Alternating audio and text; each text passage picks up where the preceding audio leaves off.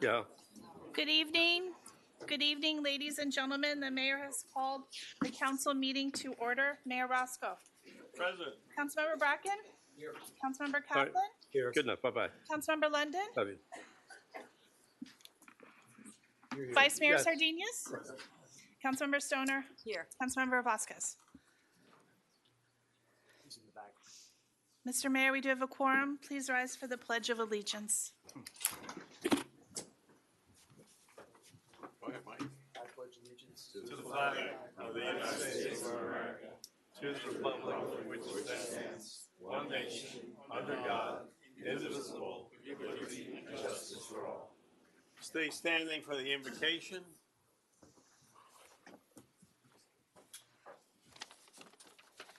Good evening, Honorable Mayor, Vice Mayor, esteemed members of our council. So in our society, leaders are appointed by their fellow citizens who entrust and empower them to represent us and to look out for the benefit of the community.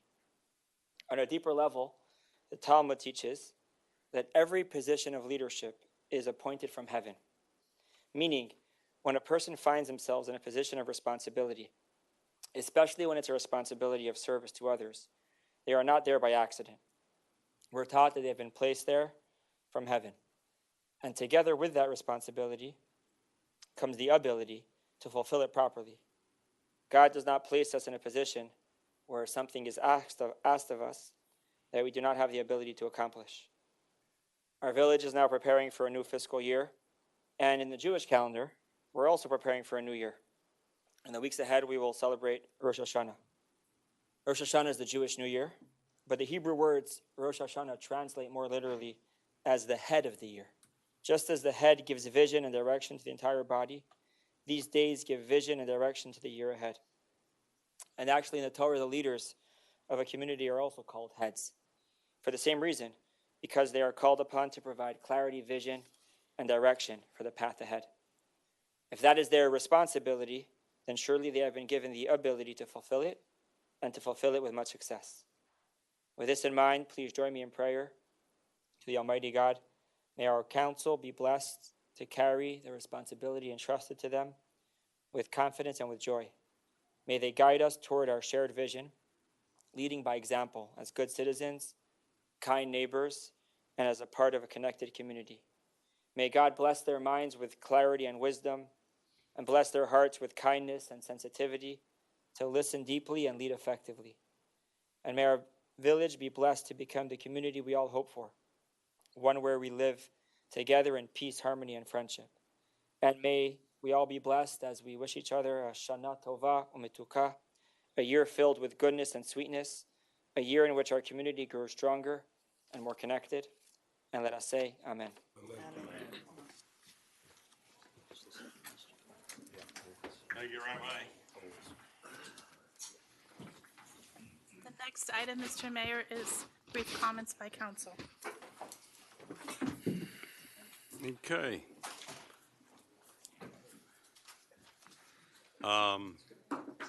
Anybody here to my right? I always have something to say. Go ahead. I would just like to remind everyone that on August 15th, Saturday, we had our first ever sports fair at the Village Community Center, and it was fantastic. It was very well attended. It was super, super fun. And I would like to recognize David Carreño in particular, who put the entire day together. He coordinated everything, food, all the coaches. It was amazing, and I would like to thank David for all of his hard work. It was a wonderful event, and it will be one that we will repeat annually, I'm sure. Thanks, David. Thank you.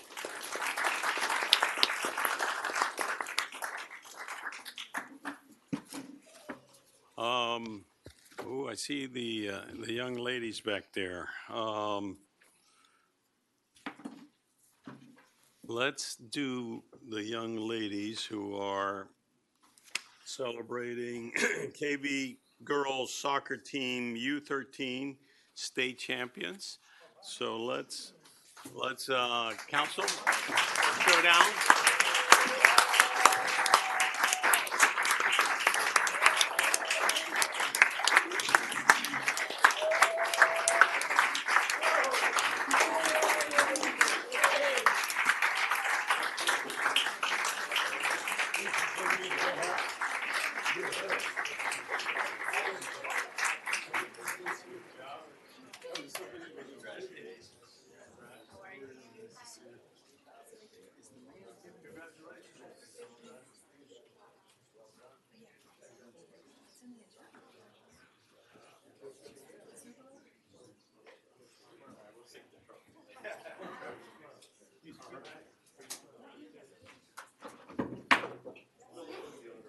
Oh, you just undid it. All right. You want to hold it?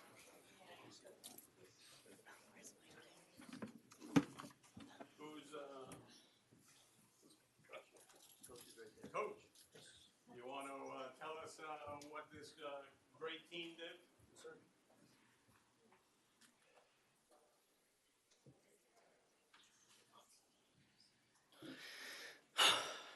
Thank you, everyone, for being here. Thank you. Thank you, Marcelo. Thank you, Jimmy. Thank you, Sofia. And congratulations to my girls.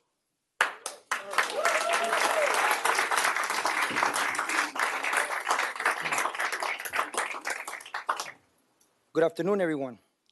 I'm very proud to be here today representing the Key Biscayne Soccer Club Girls Program. Over the last few years, our girls program has grown tremendously. Our girls have won the Commissioner Cup, President Cup, and now the State Cup, something very special for our programs and for you as well.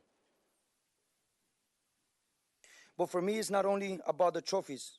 It's about the development of our girls, their hard work, commitment, dedication, discipline, and how much they have improved. This State Cup trophy belongs to everyone, our players, our coaches, parents, the girls, and the entire Key Biscayne community. I'm very proud of you guys and everything we have accomplished together. We haven't finished yet. This is only the beginning. Thank you, everyone, and God bless you. Come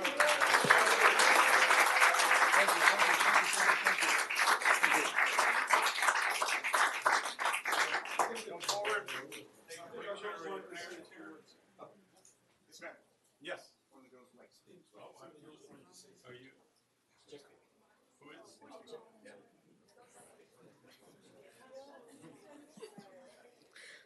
Wait.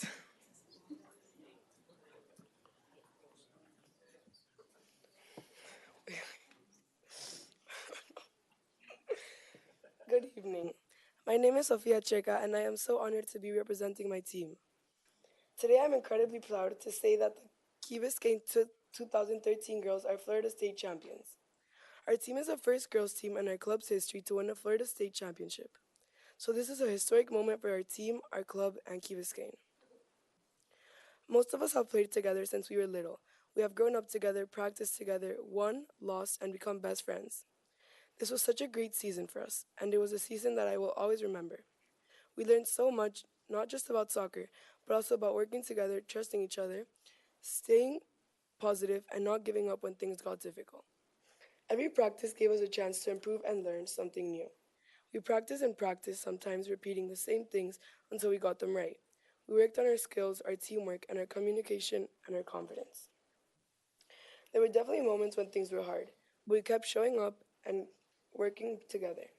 We pushed each other to get better, and we learned from our mistakes instead of letting them bring us down. Every game and every practice helped us become a stronger team. Looking back, I think all of those little moments throughout the season prepared us for the biggest moments. Winning the state championship wasn't just about what happened on the final day. It was a result of everything we had done throughout the season, all the practices, all the games, all the things we learned, and all the time we spent together. When we finally won, it felt really special because we knew how much work we had put into getting there.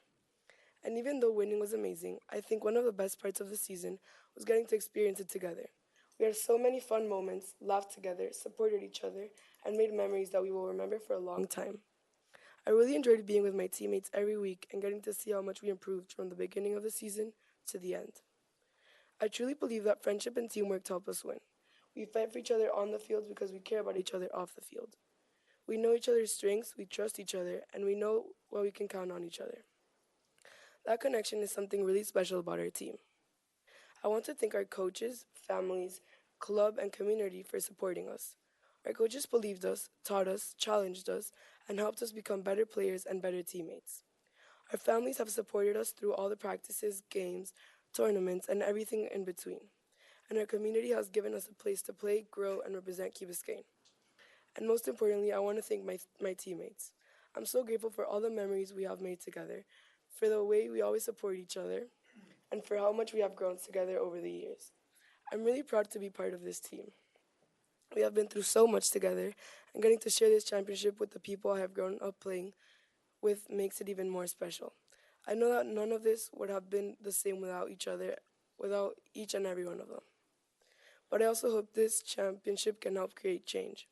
Girls are a smaller part of our soccer program, and historically we have not always had the same coaching, specialized training, or opportunities as the boys.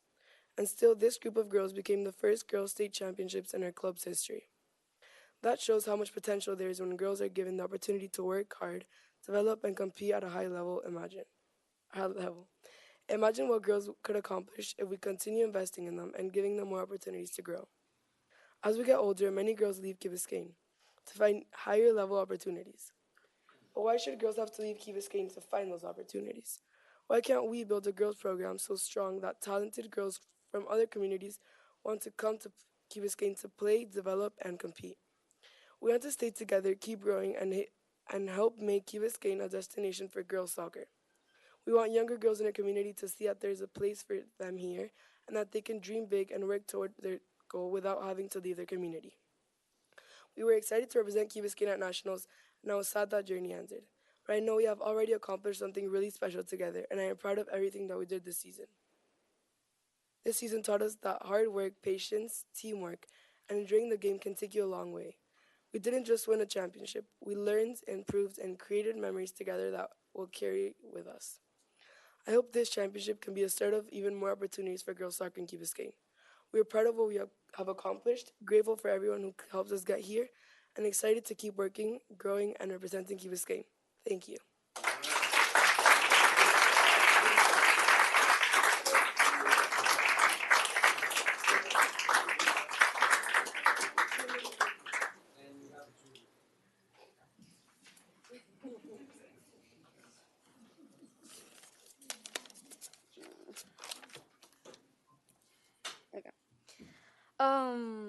Winning the Florida State Championship with the 2013 Girls Elite team means so much to all of us.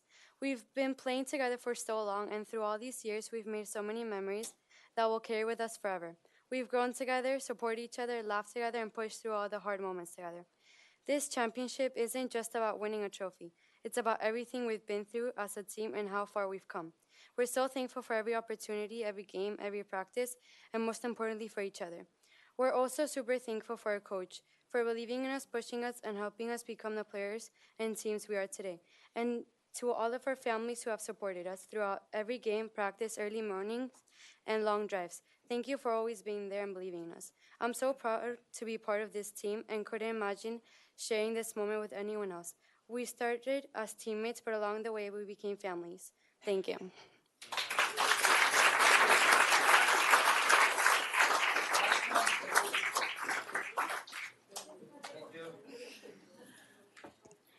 Good evening. My name is Valentina Gil, and I play for the U14 girls team. Winning the state cup final was one of the best moments of my life, but getting there was not easy. A few months before, I had a huge knee surgery, and I had to work hard to get back to soccer. Recovery was hard. I missed playing with my team, and sometimes I felt frustrated because I just wanted to be back on the field. I had to be patient and keep working, even when it was difficult. On May 17th, I got to play in the state cup final. We were losing 1-0, and there were only 10 minutes left in the game. We didn't give up. We kept fighting, scored, and came back to win the game. Winning after everything I had been through made the moment even more special. Going from having surgery and working to get back to the field and to winning a state cup was something I will never forget. This experience taught me to never give up, even when things get hard. If you keep working and believe in yourself, you'll come back stronger. Thank you.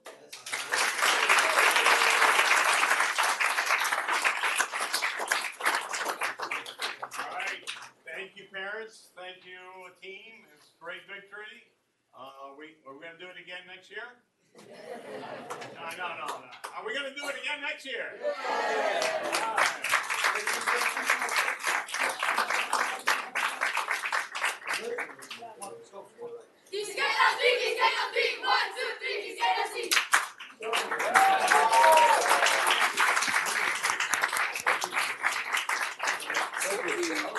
Thank you. Thank you so much. Thank you.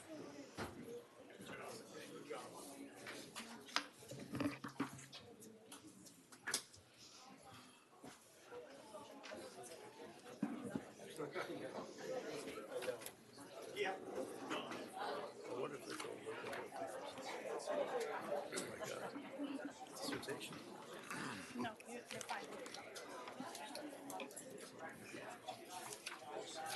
Yeah, well, I gotta smell like food. It was just me, I was eating. The next item, Mr. Mayor, is public comments.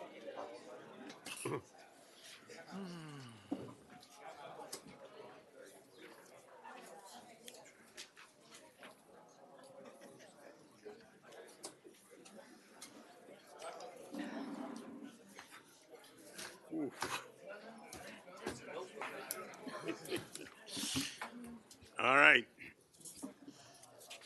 Got your timer? yeah. Okay, everyone, I've got a lot of public comments here tonight, so be brief and to the point, and try not to repeat what the other person has said already. So that would be great. I'm going to start with Linda Gurek.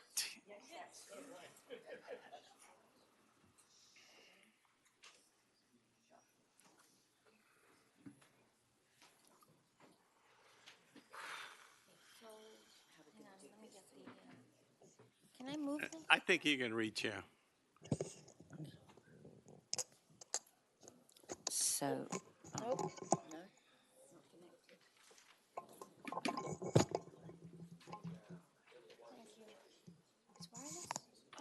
Oh, can you hold it? Yeah? Okay. Good evening. My name is Linda Gorecht. I live at 101 Ocean Lane Drive, and I'm formerly from the UK, as you can probably hear.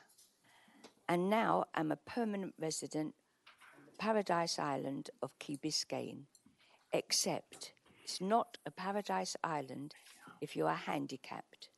Let me give you some examples.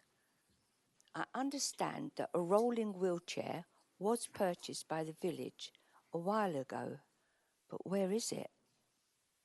I also understand that there was a request made to purchase beach mats and a floating wheelchair.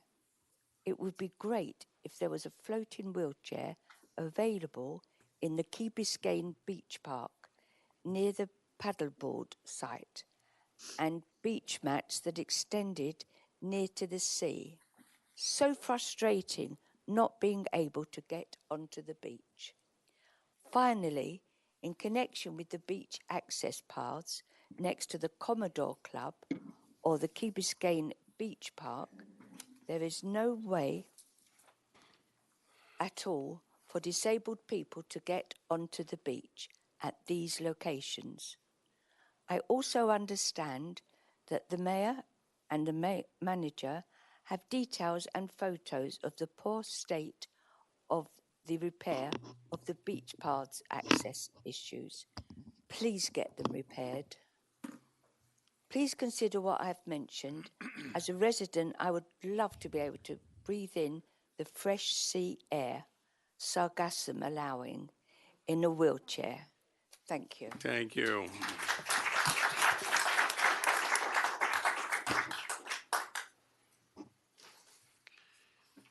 Jackson Berlin.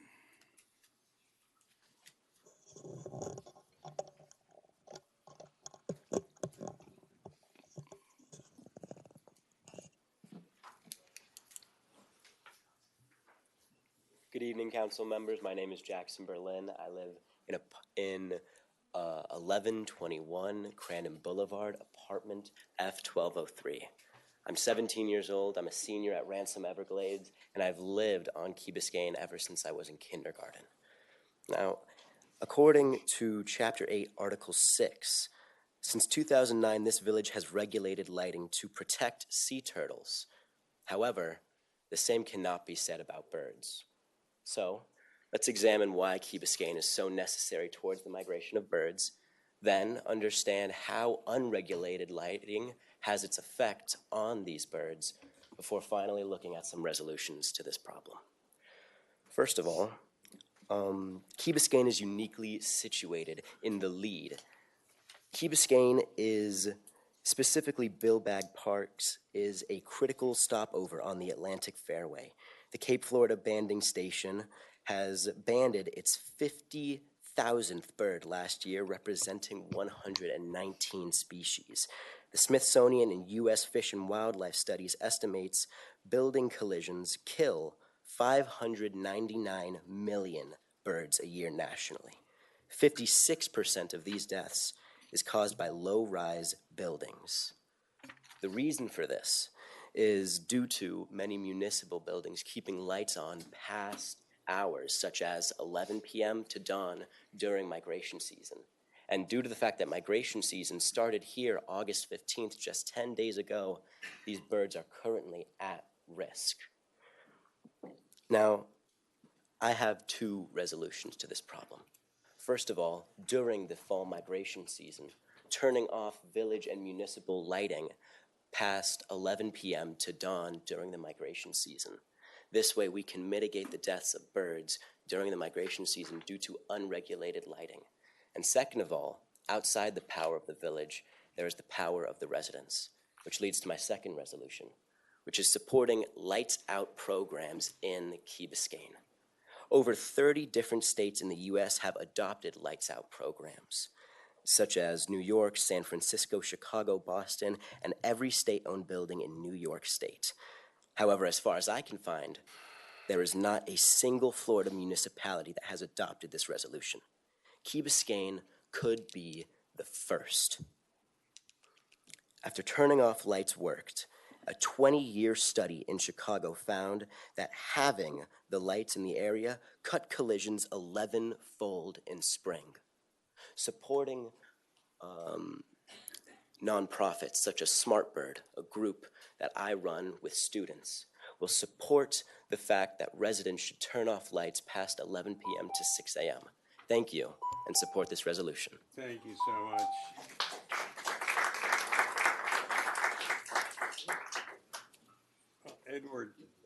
Edward Stone.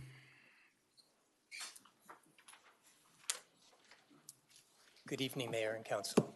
Edward Stone, longtime resident of the Key, 355 Harbor Lane.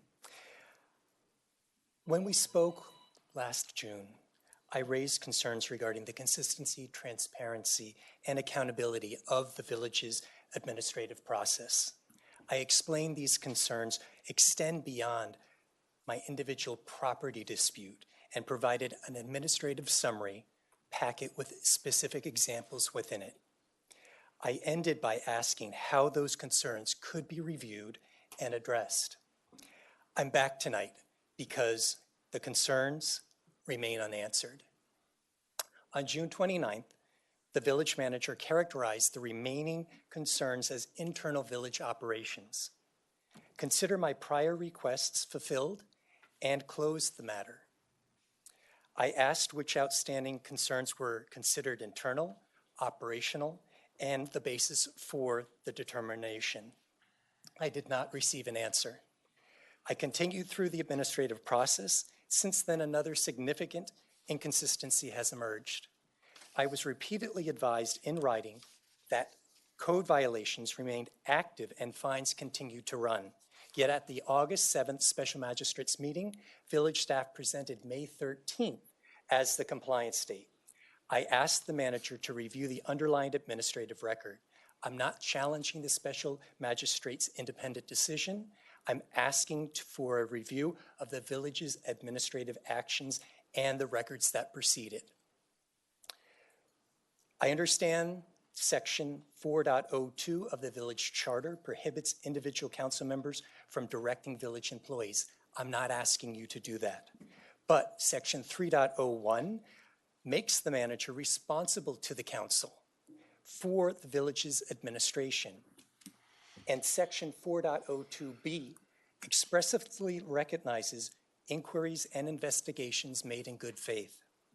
So I ask, what charter complaint process exists for reviewing documented concerns about village administration when those concerns are characterized as internal operation and closed without substantial review? I'm asking that these administrative concerns be reviewed and addressed. At minimum, I ask that this matter be placed on a future council agenda and that the appropriate review and oversight process be reviewed. Truly thank you for your time, your consideration, and your service to our island. Thank you so much. Steve Powell. Thank you, Council. Steve Powell, 441 Island Drive, Key Biscayne.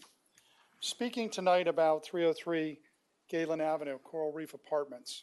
Initially on tonight's agenda as a first reading of a codification of RM30 district.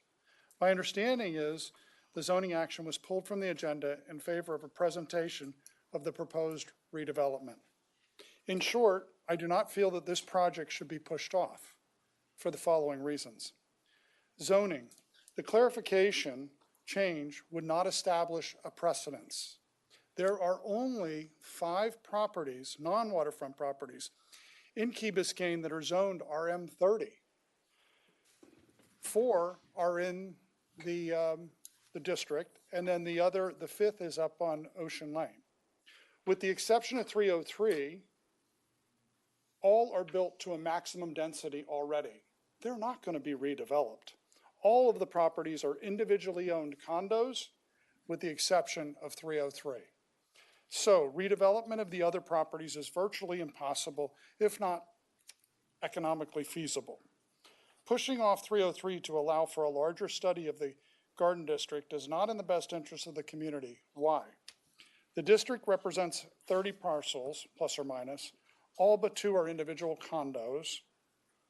Without a significant increase in density, development is virtually impossible, and there's no way we're going to allow more density anywhere. In my opinion, stopping the study, something that will never happen, meaning the redevelopment of the Garden District, is academic at best, but in reality, a waste of taxpayer money, and we don't need that. Finishing up, tax revenue. 303 today is assessed at approximately $9 million, with about $26,000 contributed to your budget. Redevelopment would likely add $150 million in assessed value and approximately $500,000 to your budget. When the state is trying to limit our revenue, you would think an additional $500,000 would be welcomed. Infrastructure improvements. Redevelopment would involve on and off-site stormwater improvements, which the district would seriously benefit from. And a bird in the hand is better than 2 in the bush. You have a local developer which has spent hundreds of thousands of dollars to study this site. The developer has invested months of due diligence in meetings with the village staff seeking guidance and is not increasing the density. In fact, would be reducing the current use as a transient hotel. Not moving forward with their request to amend the zoning code will likely not allow the developer to proceed with the contract, and the village would lose a unique opportunity to leverage this development for overall enhancement to the district. Thank you. Oh, by the way, I'm over time. This is the 3rd time I've received this on the swales.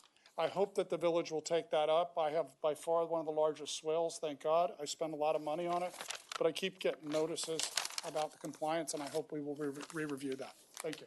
Okay.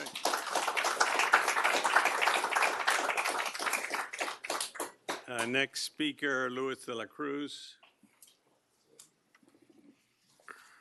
Good afternoon, Council. Luis de la Cruz, 640 Allendale. Mr. Mayor, Mr. Vice Mayor. Meg is, I think, on the floor. I come to you to speak to you about 3 items on your agenda. The first item is 9A, which is the roadway resurfacing. Please think about not paving over our brick pavers. We have a little bit of resilience in those brick pavers, and we can probably make them a lot more resilient if you follow the advice of some of the people that have come to talk to you before. But certainly by putting paving or stamped concrete to replace the brick pavers, that's going backwards. Instead of helping resiliency, which is what we're trying to deal with here in Key Biscayne, you're making it less resilient. So please think about, approve the project, but stop them from paving over our brick paver roundabouts. Second item is 10C, which is the resolution to approve the site plan for a stormwater pump station and a backup generator. We don't need a backup generator. All we need is undergrounding our utilities, which we should have done 10 years ago, and which we still have not started, and which has to start as soon as possible, either with this council or for the next council for sure. So I can only tell you that this backup generator is, once you underground the utilities, it's only going to be turned on whenever you're testing it. So you're spending all this money, and I don't want to hear that it comes from a grant and whatever, because grant is still tax money. People have to pay taxes in order for grants to become grants. Let's not waste our money. Let's use it wisely. We have a lot of things that we need to spend money on. Please don't approve a backup generator, because then that sets a precedent.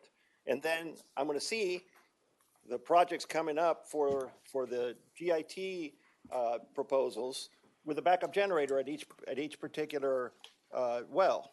That is not the way we should go about it. I think Ed London knows about it as much as anybody else.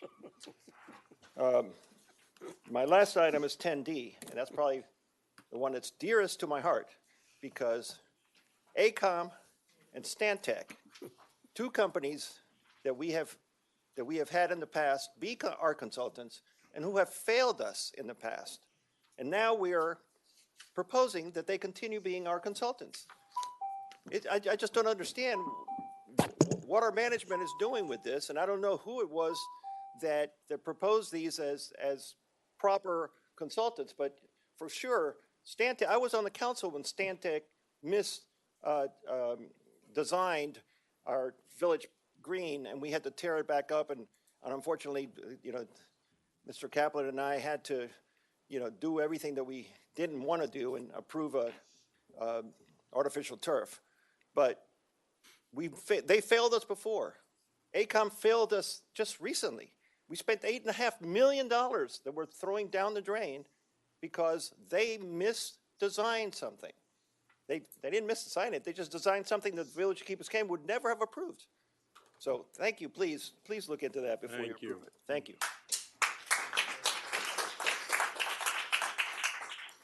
Mike Davey. Motion to adjourn. There you go. See? Finally getting it. Second. Mike Davey, 50 Ocean Lane Drive. I'm sure this is going to be a quick meeting because we've got Judge Berlenchek here, and he never lengthens meetings. Thank you all. Now, I just came here to remind everybody, first of all, congratulations to all of you who qualified to run for council, and my condolences. We do appreciate it. It's important that we continue to have good people stand up to run in this village, because local government is the most important form of government, and it's where you can have the biggest impact. I'm really here to speak about the property tax amendment.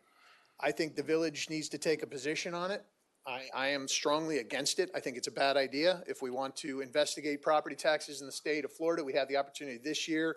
There's the tax commission or committee they're forming up in Tallahassee that can take a look at smart ways to address inequalities or inefficiencies in our property tax system. A political theater is not how you want to do things, although we do that often in the state of Florida.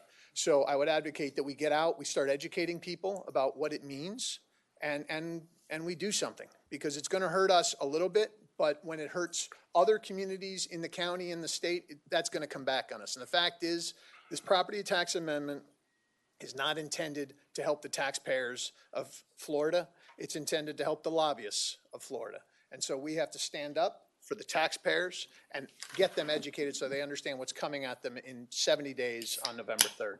Thank you all. I'm going to go home. Thank you. Brett Moss.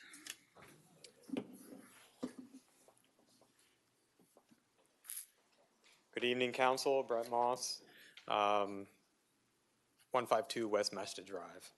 I'm here to think speak about it, or Yeah, I have to think about it a little bit. I'm still looking at my stuff here.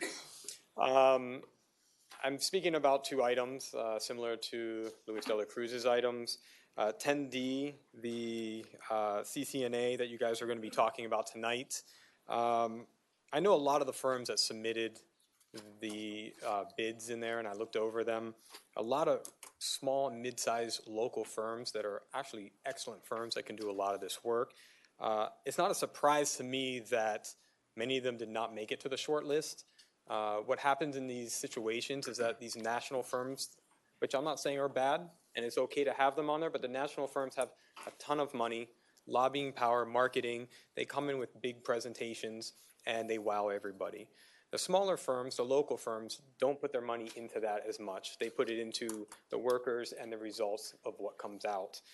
So it's not a surprise to me that that's what happened, but it's a bit bizarre to me that we have firms that have worked with us in the past, recently within the last few months, to others in the past with owners who actually live in Key Biscayne, who have put their name in there and did not even make it to the short list of the top 6.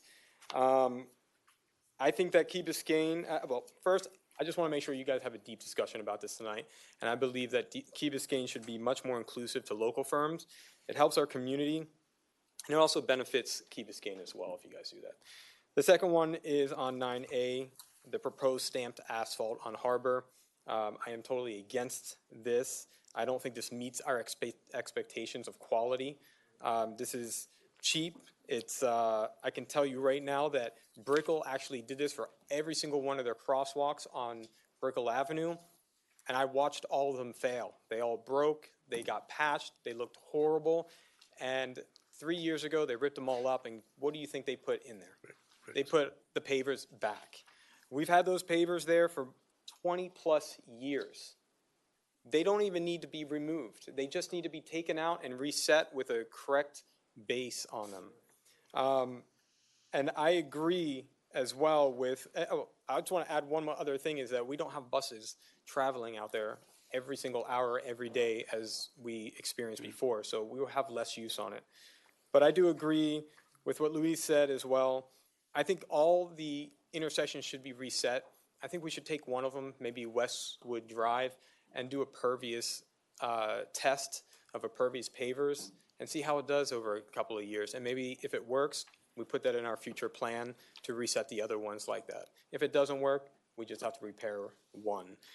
So again, I hope that you guys can meet our expectations of quality. I do not agree with going with a cheap stamped asphalt. Thank you. Thank you.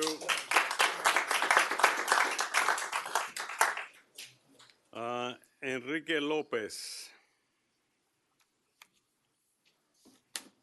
Hello, members of the council, Mayor, Vice Mayor. My name is Enrique Lopez, 340 Glenridge Road. Very quickly, I'm here to propose that we go ahead with the redevelopment of 303 Galen Drive, item 7E in the agenda. I think it will be a great addition to the village. It will bring much needed tax dollars. It's by a well-known local developer, and I think I don't see any issue with going ahead with it. Thank you. Thank you. Martin Guyot.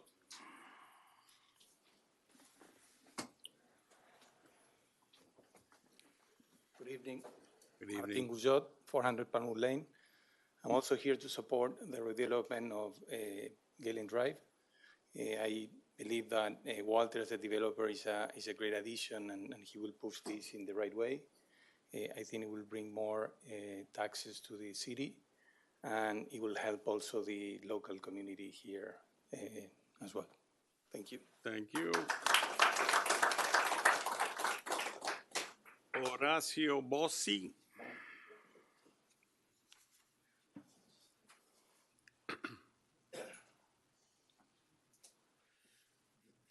evening, everyone. My name is Horacio Bossi, 781 Grandon Boulevard.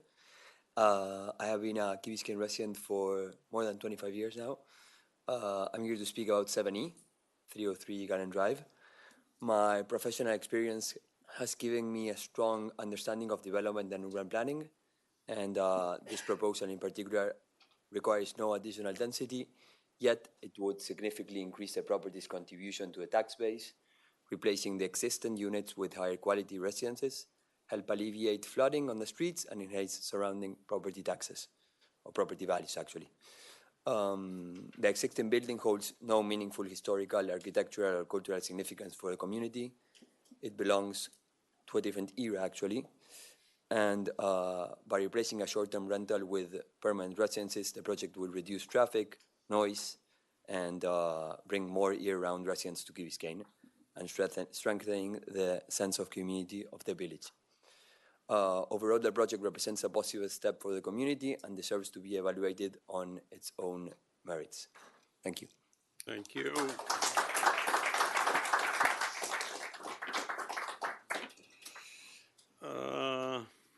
Looks like Lucas or Luis Caporro.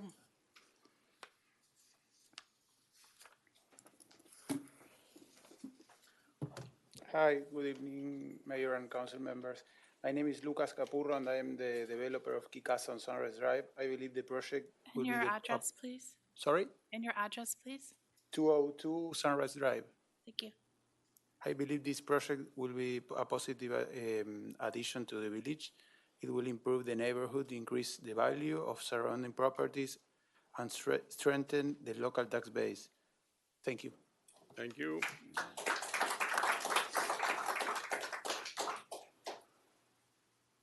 Bridget. One name. I know, I didn't get a last name. Everybody knows Bridget. Thank you, Mr. Mayor. Good evening, Mr. Mayor, Vice Mayor, council members. First of all, thank you so much for everything you do for our And your community. name and address, I'm sorry. 931 Harbor Drive. And your name? Bridget Nachtigal. Thank you. And I've been in Key Biscayne resident since 1982. I'm here to support the project for 303 Galen. We can preserve what makes our community special. We're still allowing it to evolve. This project is an opportunity to build something safer, stronger, and better prepared for our future, all of us. We need to think about safety and hurricane protection. We need to think about flooding and resilience. And we have to look around Miami, because we're part of Miami, and see how this city is growing everywhere. We need to grow. I mean, we all want to keep our Paradise Island. I don't want to live anywhere in Miami, and I think all of you know. I'm a real estate agent. I've been doing it for 37 years. I think I've sold all over Miami, and I wouldn't live anywhere but this beautiful island. But it's part of life.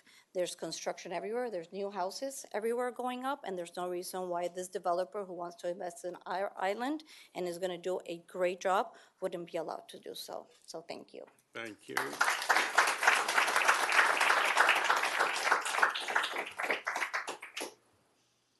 Roberto de Leon.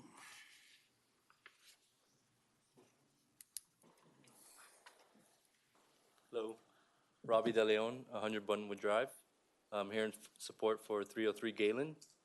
I believe we should encourage new builders to knock down, develop these older buildings instead of remodeling non-conforming buildings.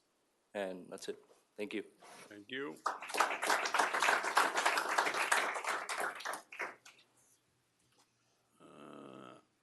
Alessandro Jimenez.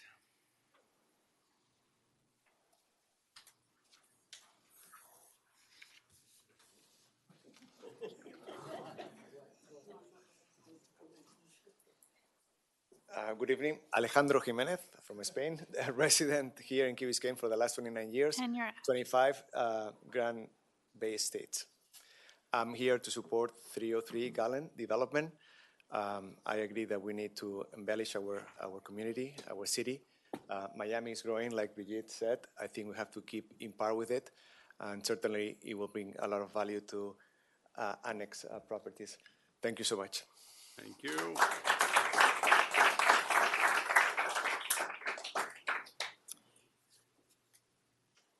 Lucas Bocheampe. Close? Very close.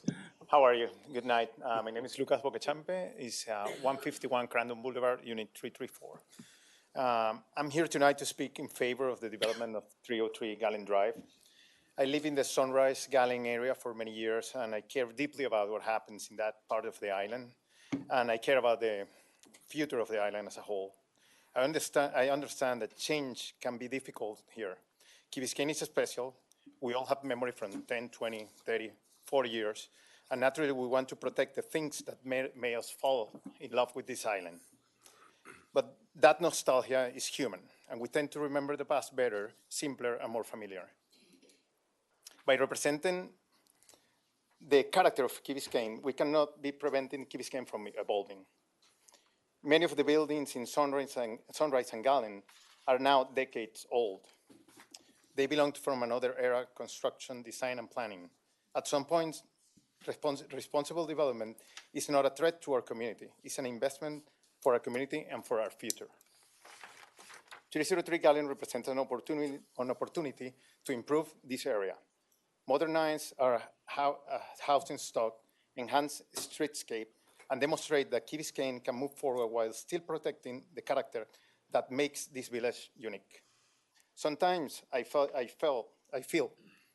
that in the village we spend so much time trying to safeguard the past that we make it unnecessarily difficult to build the future. And I understand the instinct. We might also remember that when going to Blockbuster, it was great on a Friday night.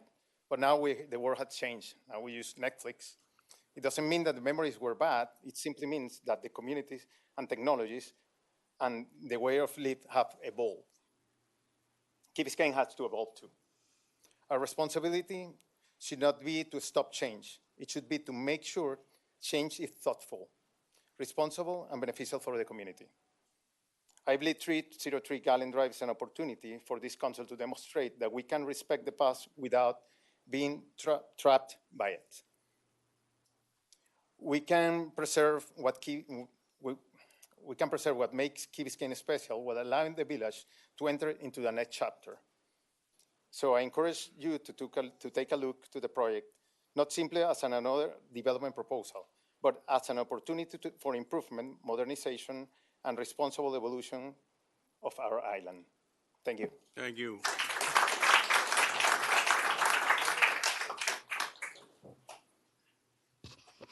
Gonzalo Fernández del Castillo.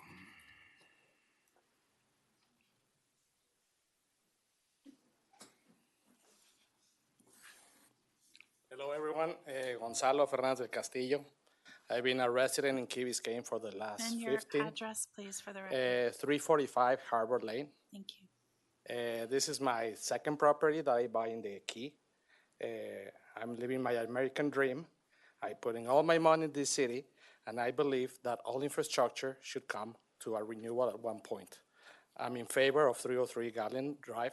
As the house that I'm buying right now, and I'm building, and I'm gonna bring more taxes to the city, I believe that all the infrastructure in this city should be renewed at one point, and we should support these developers so we have new infrastructure in the city. These buildings, this new infrastructure will help us all, and hopefully my house in the future will bringing this new infrastructure to the city will receive more taxpayers, and the value of my home in the future is gonna be worth more. So we need to renew the infrastructure, and we need to support developers to do new infrastructure in this city. Thank you. Thank you.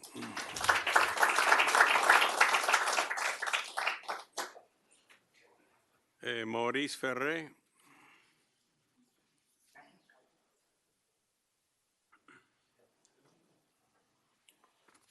Hello, Council and Mayor. Maurice Ferre, 151 Crandon Boulevard. I wanted to talk about agenda item 7E, the development on 303 Galen. A lot of people have already spoken about it and proponent of it. I wanted to give maybe a different angle from my point of view. I grew up on Key Biscayne, was fortunate enough to be here, met my wife here. We got married, ended up leaving Key Biscayne and lived outside of it. We always wanted to come back to Key Biscayne and live here. but it was extremely difficult, and one of the big reasons was because of optionality. And so I am for this development on 303 Galen, because if you look down on those streets, it's pretty skewed in the sense of the type of apartment buildings. You get some high, nice ones, and then on the other side, not so nice. And so being given the optionality to move to Key Biscayne and have these choices would be greatly beneficial, and I'd love for other people that are going through the similar situation to be able to do the same. Thank you. Thank you.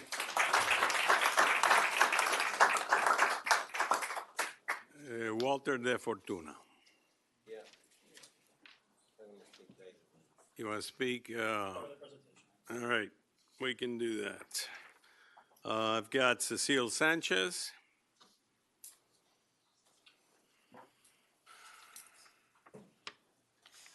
Good evening. Cecile Sanchez, 260 Cypress Drive. I'm a real estate agent with Fortune International. It is wonderful that a developer is local. Hopefully, he's going to do a good job like he's done in the others that he has built. My question, and I'm a Key Biscayner first, is what happens? Zoning, code, variances, are we enough parking? Can we all understand that that building that is there is apparently what I've heard, an eyesore, that it's time for it to go? It's wonderful that we could have a new building elevated.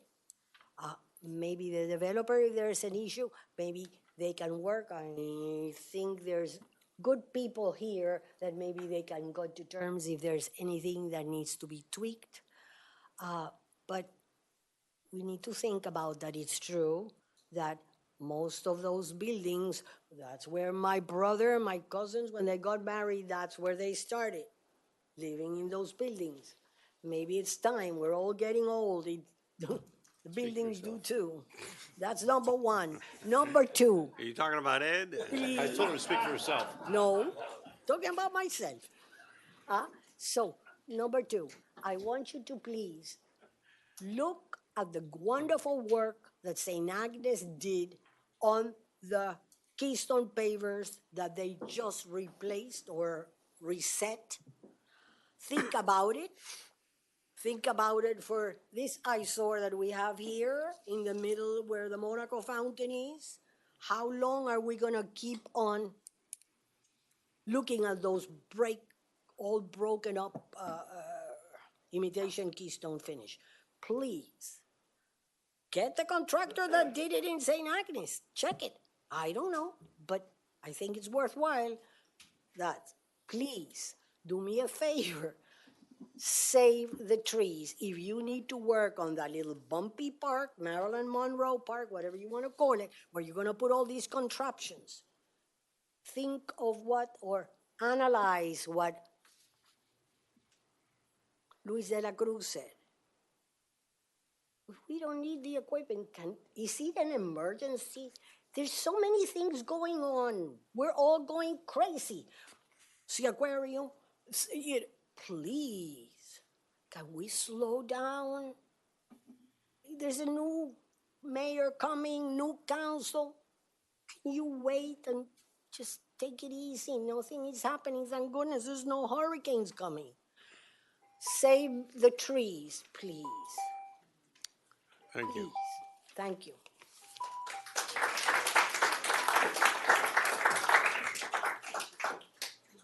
Brett, where are you? You're supposed to take over already. Adriana Spitali.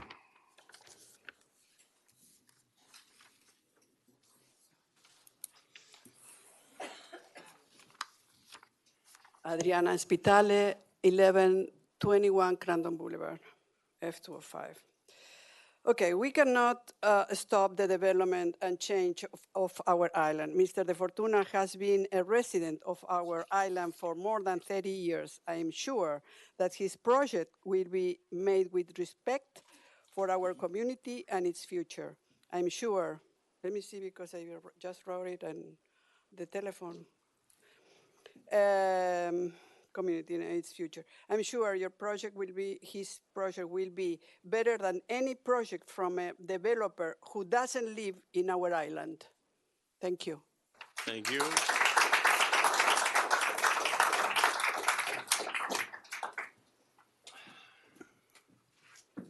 I'm having trouble with this one. Mark Chatburn. All right. That's somewhere. You could read the writing. Good evening, Mr. Mayor. Good evening. And councilor members. Ed, I'm here. Your I'm a name- resident. your Mark name and Chatburn, address. 701 Crandon Boulevard. Thank you. I've been a resident for years. I also work here in the island. I'm a real estate broker. And I'm here to support item 7E, the proposed redevelopment for 303 Gallon Drive. I think it's a wonderful opportunity and a wonderful project. We work with buyers all the time, and in today's environment, buyers are looking for quality construction and safety, and of course, long-term investment. We are advocating for the island to bring a lot of people to buy and live in this wonderful place, and sometimes we struggle. Sometimes we do. I also think that well-designed redevelopments elevates the overall quality and appearance of our village, like new homes and all these beautiful commercial spaces that are being fixed. It all helps. I also think that newer and resilient buildings help support the surrounding property values. I do believe that a new building will help the entire area where the building is being redeveloped. I think this project respects the existing density while improving safety, resilience, and the quality of the neighborhood.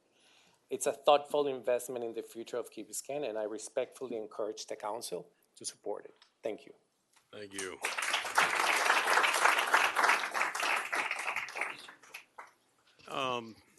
That's all the public comments that I have at this time. Mr. Attorney, could we just jump to the presentation on 303 since we have so many people here and the council doesn't have a problem with that? Sure. Council, you're good with that? So, okay.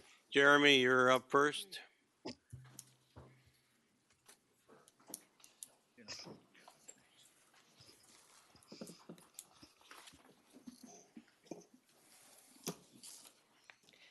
Good evening, Mr. Mayor, members of the council. My name is Mario Garcia Serra with offices at 600 Brickell Avenue and my residence at 600 Grape Tree Drive. Here this evening representing Galen Drive MW LLC, the contract purchaser for the property located at 303 Galen Drive, commonly referred to as the Coral Reef Apartments. Mr. Mayor, I think the anticipation was that just the applicant will be presenting this evening, but I'm sure staff is available for any questions or comments that you might have. We're bringing the presentation up on the screen now.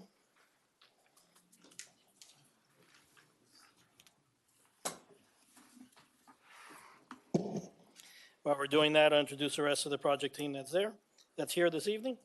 I'm joined this evening by Walter De Fortuna, the principal of Galen Drive MW LLC, who is a longtime resident of Key Biscayne, with a proven track record, as you've already heard this evening, in our real estate development and hospitality sections. Also joined by Bernardo Ford Brescia of Arquitectonica, who is our project architect, as well as Mr. Judd Karlanchik, our planning and zoning consultant. There is a land use and zoning code text amendment component of our request, which I will present on with Judd's assistance, and then Bernardo will present the project. Here to orient everybody is the project site, and we'll provide some background information on it. It's a little over 1 acre in size, located at the very east end of Galen Drive. The Ritz-Carlton Hotel is to its east, and the Ritz-Carlton Tennis Center is to its immediate north. The Galen Breakers condominiums is to the south on the other side of Galen Drive. The existing building on the site, the Coral Reef Apartments, is a 51-unit, 3-story apartment building, originally constructed in 1967, with a combination of 1-bedroom and 2-bedroom apartments.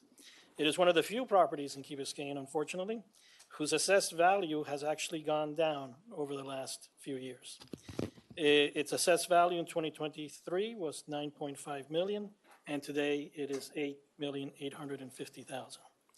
The units are presently rented out for both long-term and short-term rentals, and based on anecdotal evidence, short-term rental units do not compare favorably to other short-term rental units available in Key Biscayne. The entire ground floor of units in this building is below base flood elevation, and the property contributes a total of $26,000 in tax revenue to the village annually, which is about $500 in tax revenue per unit each year. As you are aware, we have single-family homes in the village, which contribute more in tax revenue to the village. In short, this is a site crying out for and in need of redevelopment. The first thing we looked at, of course, is the property zoning. As you can see from this map, which is a village's zoning map, the property is zoned RM30, which is the village's high-rise multifamily zoning district. Of importance to note, and noted on the plan there, is that there are about 4 RM30 properties, including this one, which are located in the vicinity, which are not oceanfront, not beachfront. The failure of the drafters of the village's zoning code to acknowledge this distinction led to a mistake in the code, which we are asking you to correct. On the left side of this image, you'll see the height, floor area, and density allowed by the existing zoning. It is very important to note that the height permitted today is 150 feet. That height is already permitted. The floor area which is allowed is what is bizarre. As you can see, the FAR of 0.4 is ridiculously small for a 150-foot high building.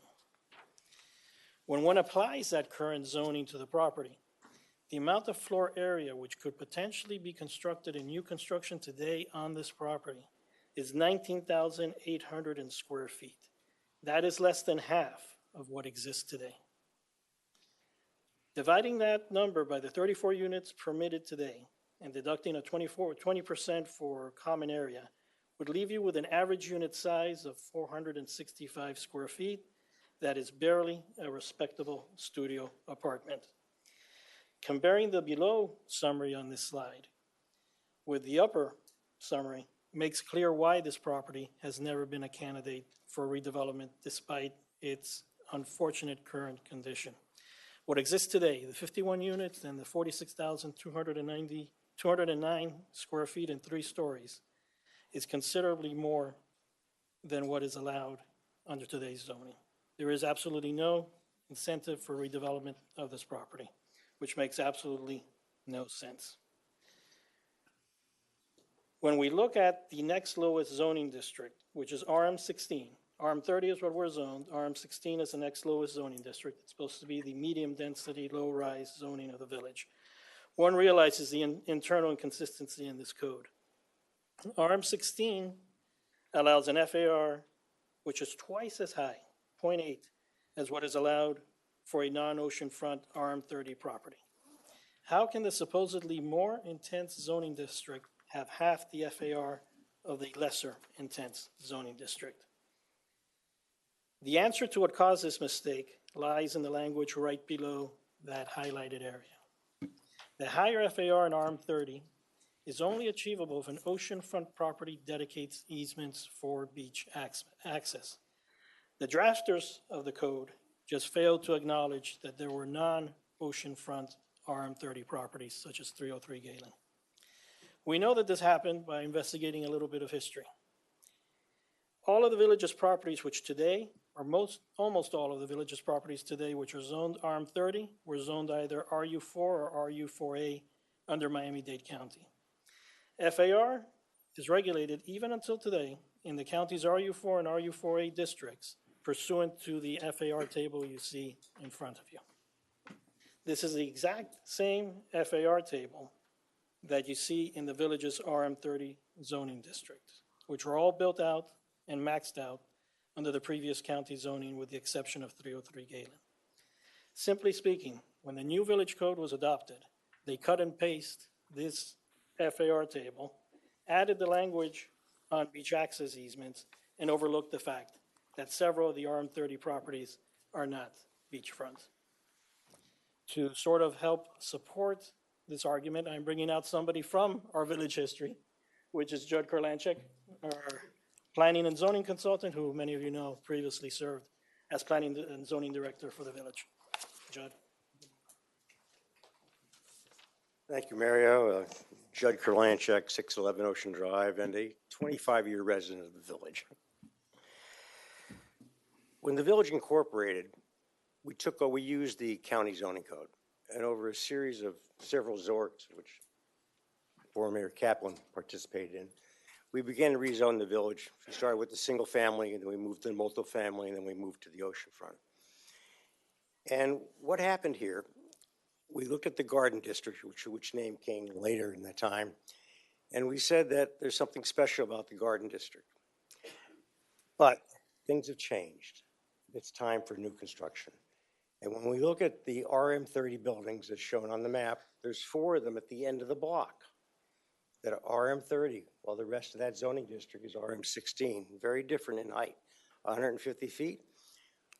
When I was building zoning and planning director, we did a study. Jeremy has also updated that study, that those buildings at the end of the blocks, the 4 of them, all approach or have an FAR of 2.0. They're all maximizing the density. They were built under the county code. And as Mario said, we simply cut and paste the county code into our code when it came time to do this. Unfortunately, I made a mistake. One of the very rare ones that I made. I'd like to think that others would differ with me on that, but I like to think that. Somehow I put in oceanfront easement, and that's how you get to the 2.0.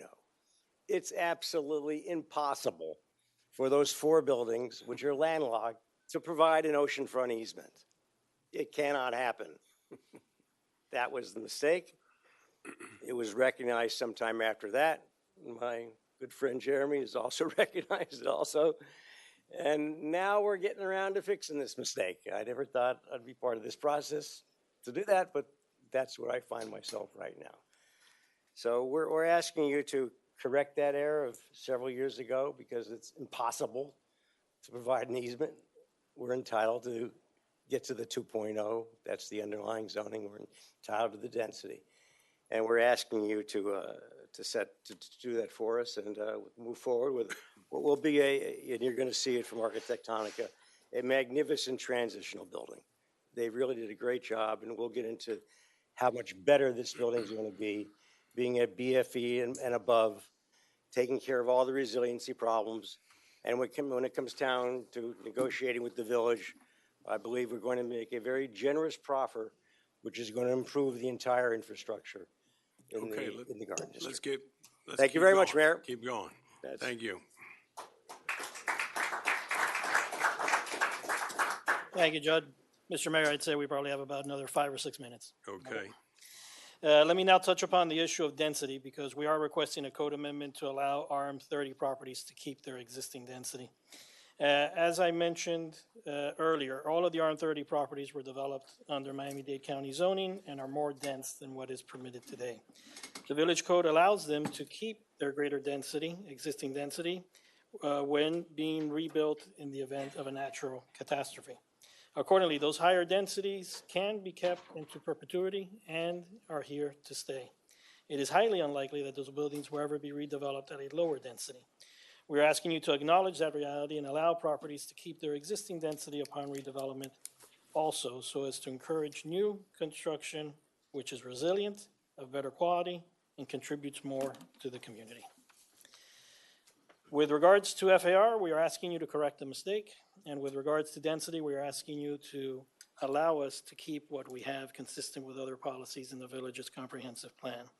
But in both cases, we are proposing that this only be allowed in the form of bonuses where additional public benefit is provided in the form of either land, easements, or monetary contributions. The previous slide was a proposed amendment to the comprehensive plan text. This slide is the amendment to the zoning code text. In this way, we can have an RM30 zoning district, which makes sense treats non-oceanfront properties appropriately, and allows redevelopment, but a quality redevelopment which does not create increased density and creates significant public benefit. With that said, I'll ask Bernardo to come up and discuss the project, and then Walter will close us out.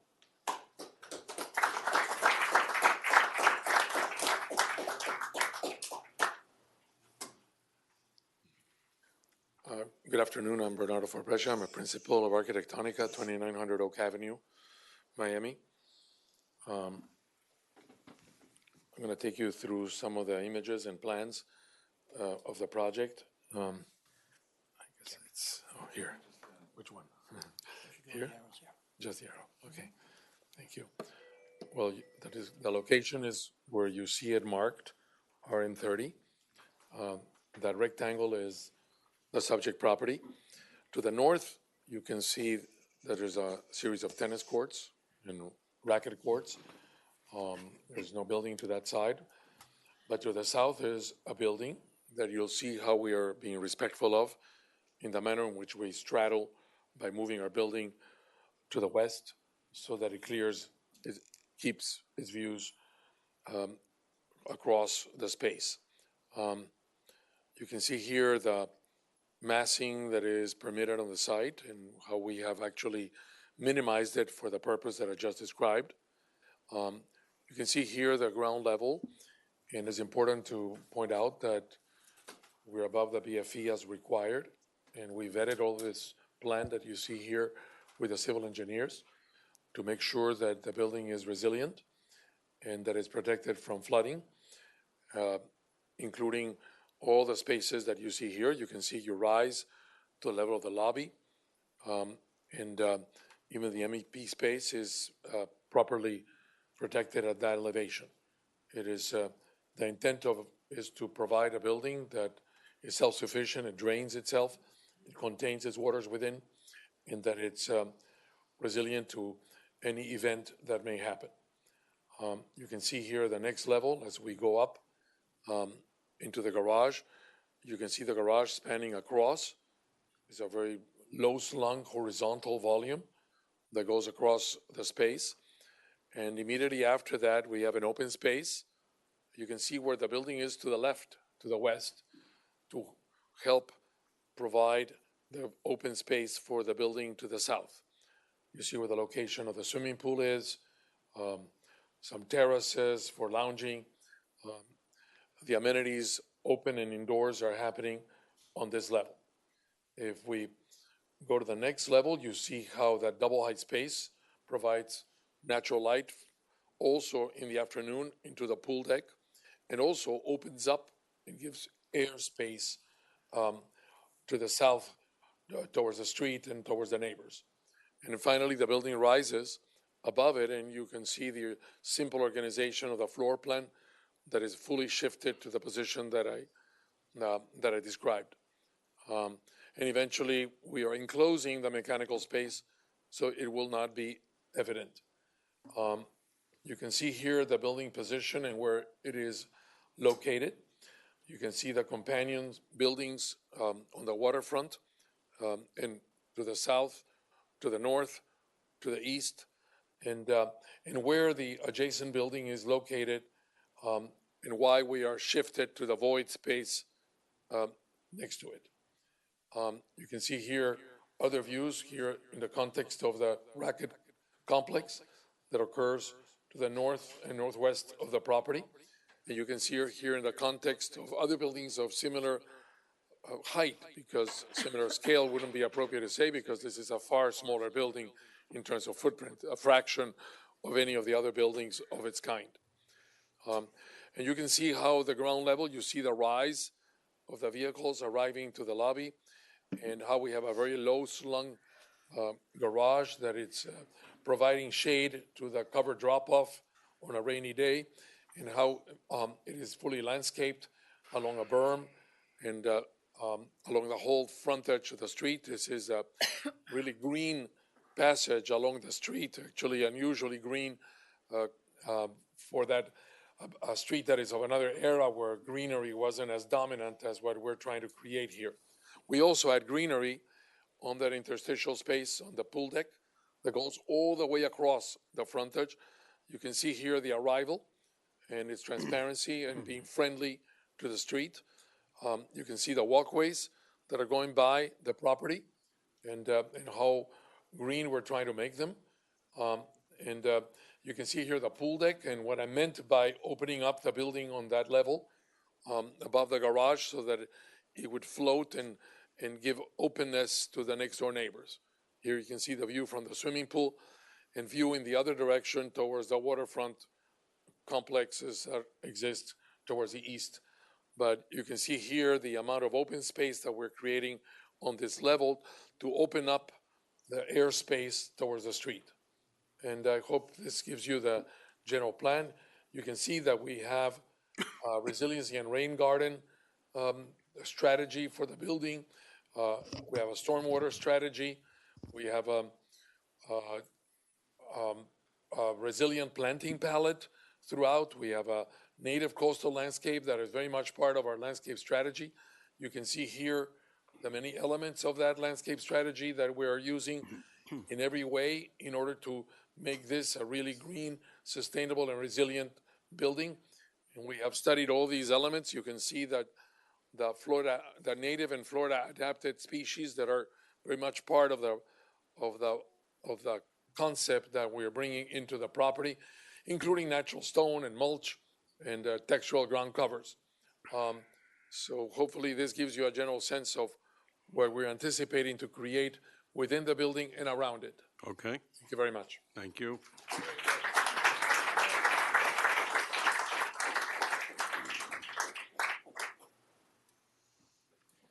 Mr. Mayor, council members, thank you very much for the opportunity to present this. Bernardo, maybe not that many people know your talent, but I want to thank you very much. I know that you had put a lot of effort and a lot of time in a very small period of time to create these beautiful buildings, so I really want to congratulate you on it. I live on 720 Harbor Drive. My name is Walter De Fortuna. I've been a resident of Key Biscayne for over 40 years. Me and my family have lived in this island for the same time. I'm really happy and I'm proud to live in this place. For me, I don't consider myself an extra developer to this island. I consider my family and my friends here. So I had put a lot of time and effort in this project. I had spent a lot of time hiring consultants, following the guidelines of the members of staff. And I was presented with this opportunity a while ago. I know this family that owned this building for more than 25 years. They owned this building for over 30 years. They bought it for $3.5 million. Now it's assessed at about $9 million. The development opportunity, give us a chance to address the floodings in the street. I was a developer behind 285 and 201 Sunrise, both in the Garden District. I never came in front of you to ask you for anything. I think I did the right things with those buildings. I'm trying to do the same thing with this building. I was put in the agenda to talk about it. I was hoping we were going to vote on this. I spoke to the council members before. I spoke to staff deeply. I looked at every issue. I carefully analyzed these possibilities, and I thought this is a great addition to the island. I'm one against more traffic, more density, more crowdedness in our city, but I'm not asking for any more density. My speech is the 30 units or the 51 units that are there, if I don't do this development, they're still going to be there. They were there for 60 years. They'll probably be there for another 60 years. The building, we all know how it looks like. I'm not asking, to give me another 60 units. I said, let me have what it is existing there so I can develop this project, because if that is not possible, this project is not doable. A few days ago, I thought this was going to be treated in front of you as an item in the agenda to be voted. They told me that they decided to take it, and all respectfully, I thought it was taken because the thing they told me is that it was going to look at a more comprehensive way to look at the whole garden district. I'm against the rezoning of the whole garden district. I don't think it needs it. This is the only building in the whole island that is single owner. All the other buildings in the island are condominiums. I've been there around that, developed all over Miami. I can tell you, you can plan, you can change the zoning, but you're not going to see a lot of new buildings because buying individual units from condo owners is not an easy task. I did it at 201 Sunrise, where a group of friends tried. It took me 10 years to buy 19 units. So that gives you scope of how easy it is to see a new development on the island. So all I'm asking was in a very respectful way to be put back on the agenda and to be treated, and not with any preferential way. I don't want anything special. I just want to consider this project for his own merits. And basically, if you, council members and mayor, think that this is a project that should be approved based on the merits, approve it. And if it's not, deny it. So I really thank you very much for your time and effort and your consideration and your kindness.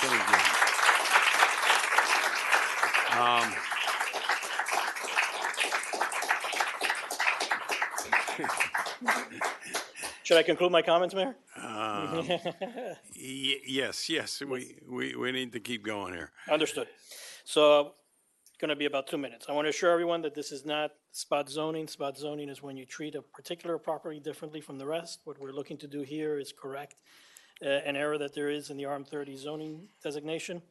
Tonight, we're not asking you to agree with what we're proposing or to indicate whether you're going to approve this project or not. We just want a fair hearing on the applications we've requested. That's the right of every applicant.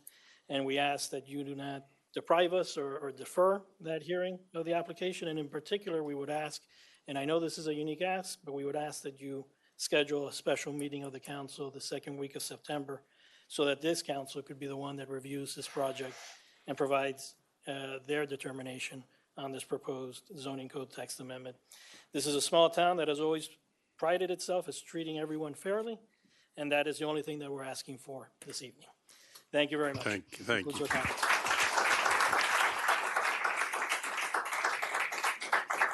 So I would like Jeremy, our building director, and Chad, our village attorney, talk to the council about what challenges we have to, if we want to move forward with this. So the applicant has proposed a comprehensive plan amendment, a zoning code text amendment, a site plan, and potentially variances depending on the site plan. The comprehensive plan amendment requires review by the state of Florida and its agencies. So between first and second reading of an ordinance amending the comprehensive plan, we have to allow the state and its agencies 30 days to review. So we need to back out those days in any review for a comprehensive plan before we can have second reading.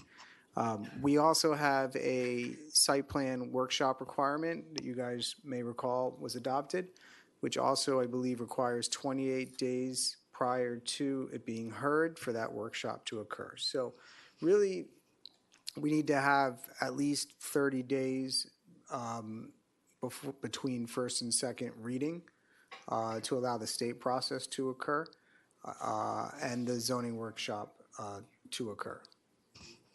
So, and there's notification requirements.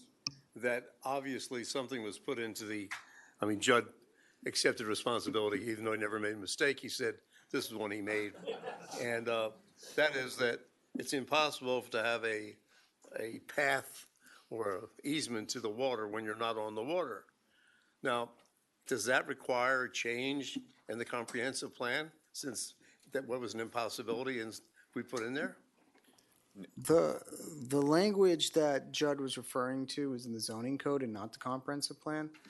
The amendment to the comprehensive plan is to allow for the redevelopment of this project at its existing densities and to allow for a higher FAR. So it doesn't have to deal with the provision that Judd was referring to. I also believe that that provision, have it in front of me right now, but I think it says if it's a waterfront property, the FAR is, you can have an FAR bonus.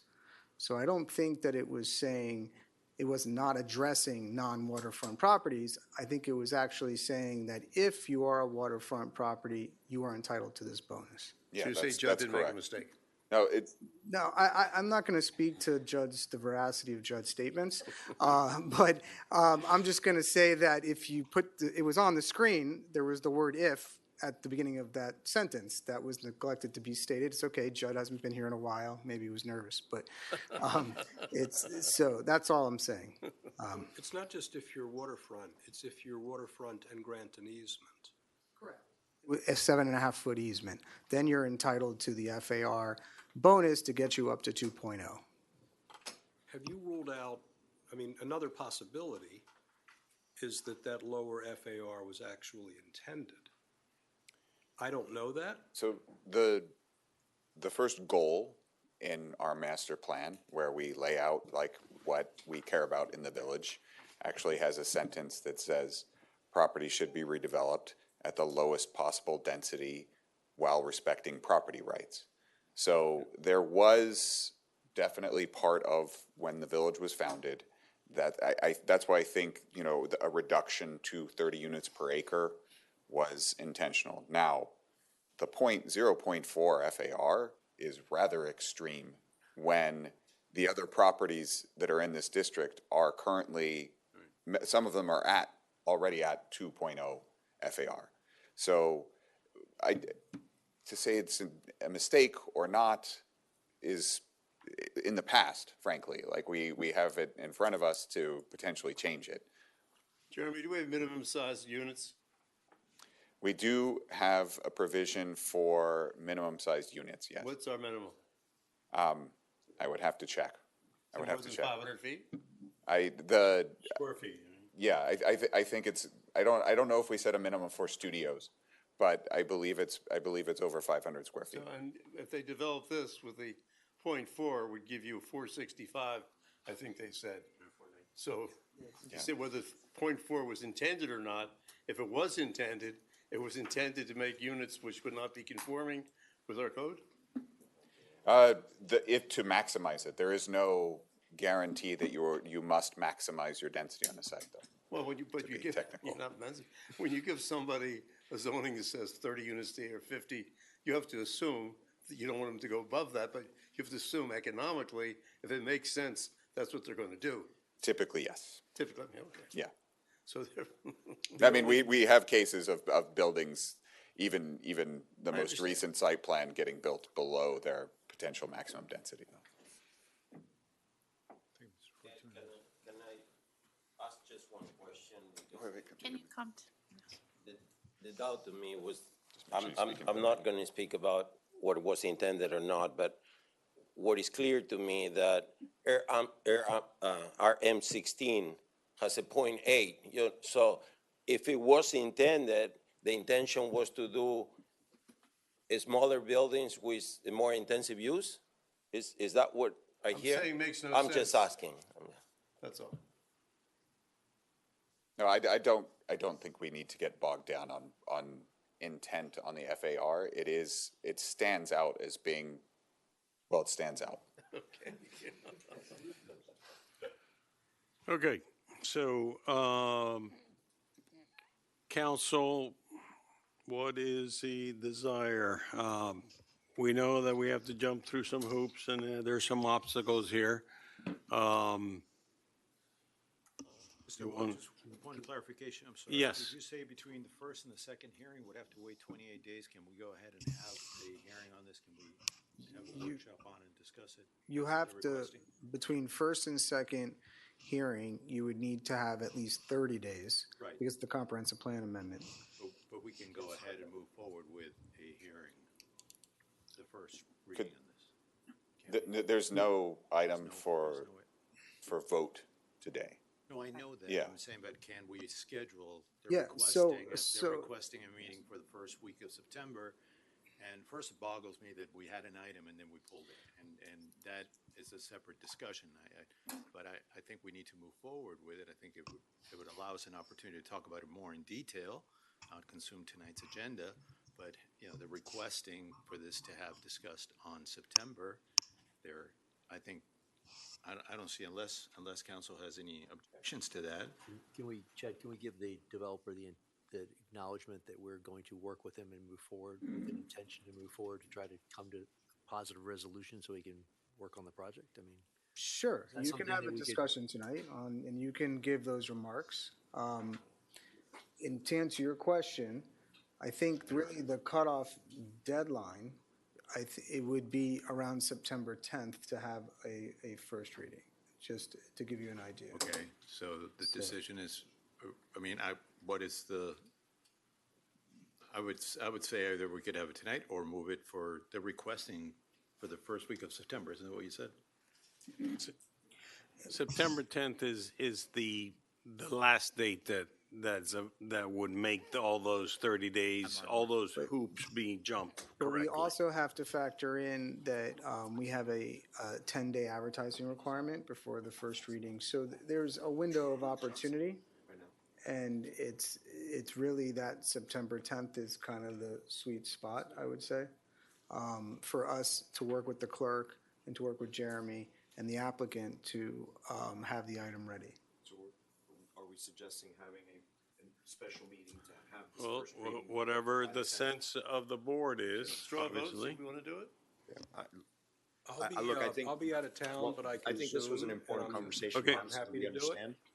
One at a time here. I'm sorry.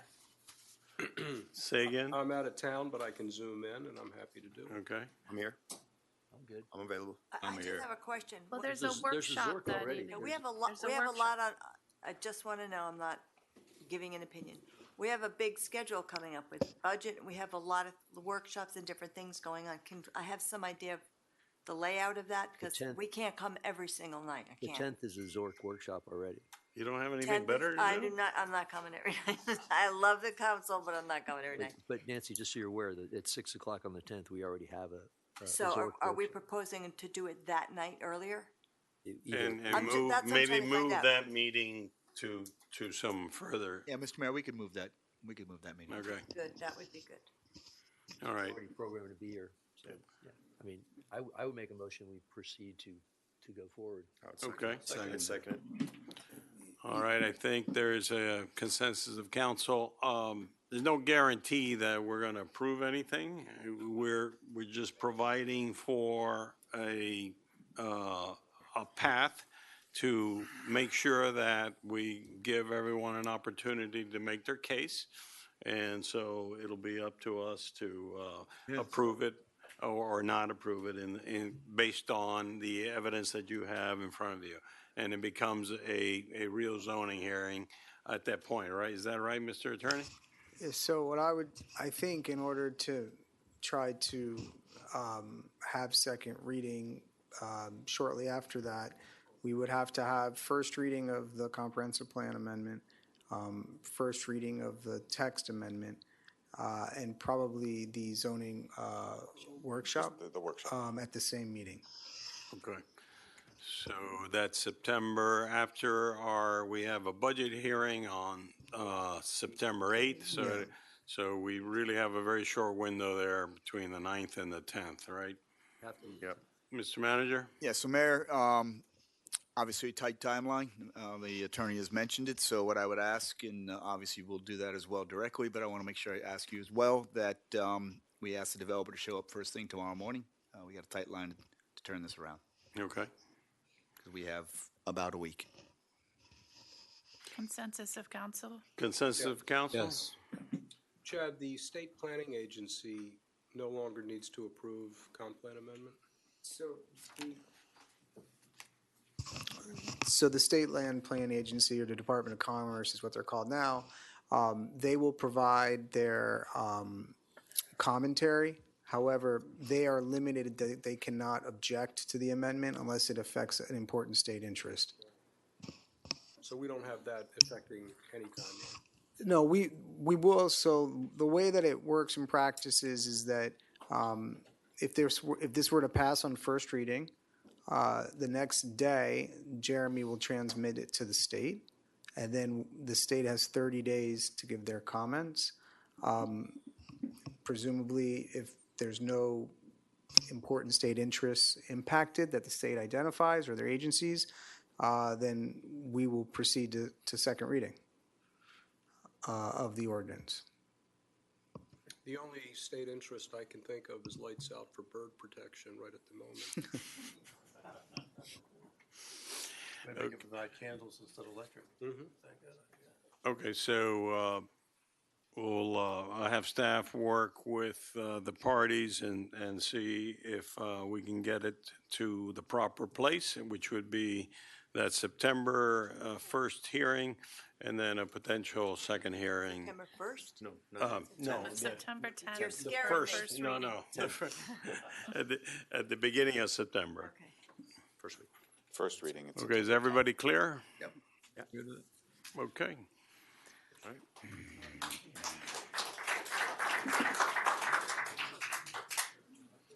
Mr. Mayor, council members, I just want to say one more thing.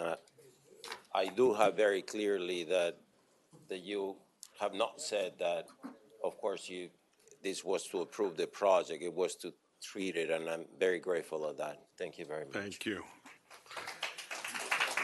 All right. The next item, Mr. Mayor, is the agenda. Approval deferrals.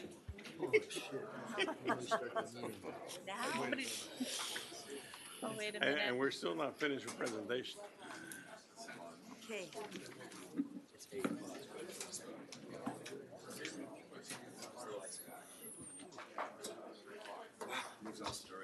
Yeah. All right, let's see if we can move out. We got more business here.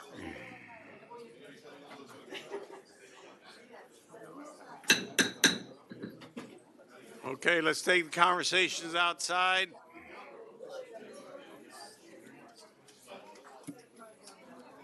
We almost had to fire you again, Kurlanchik.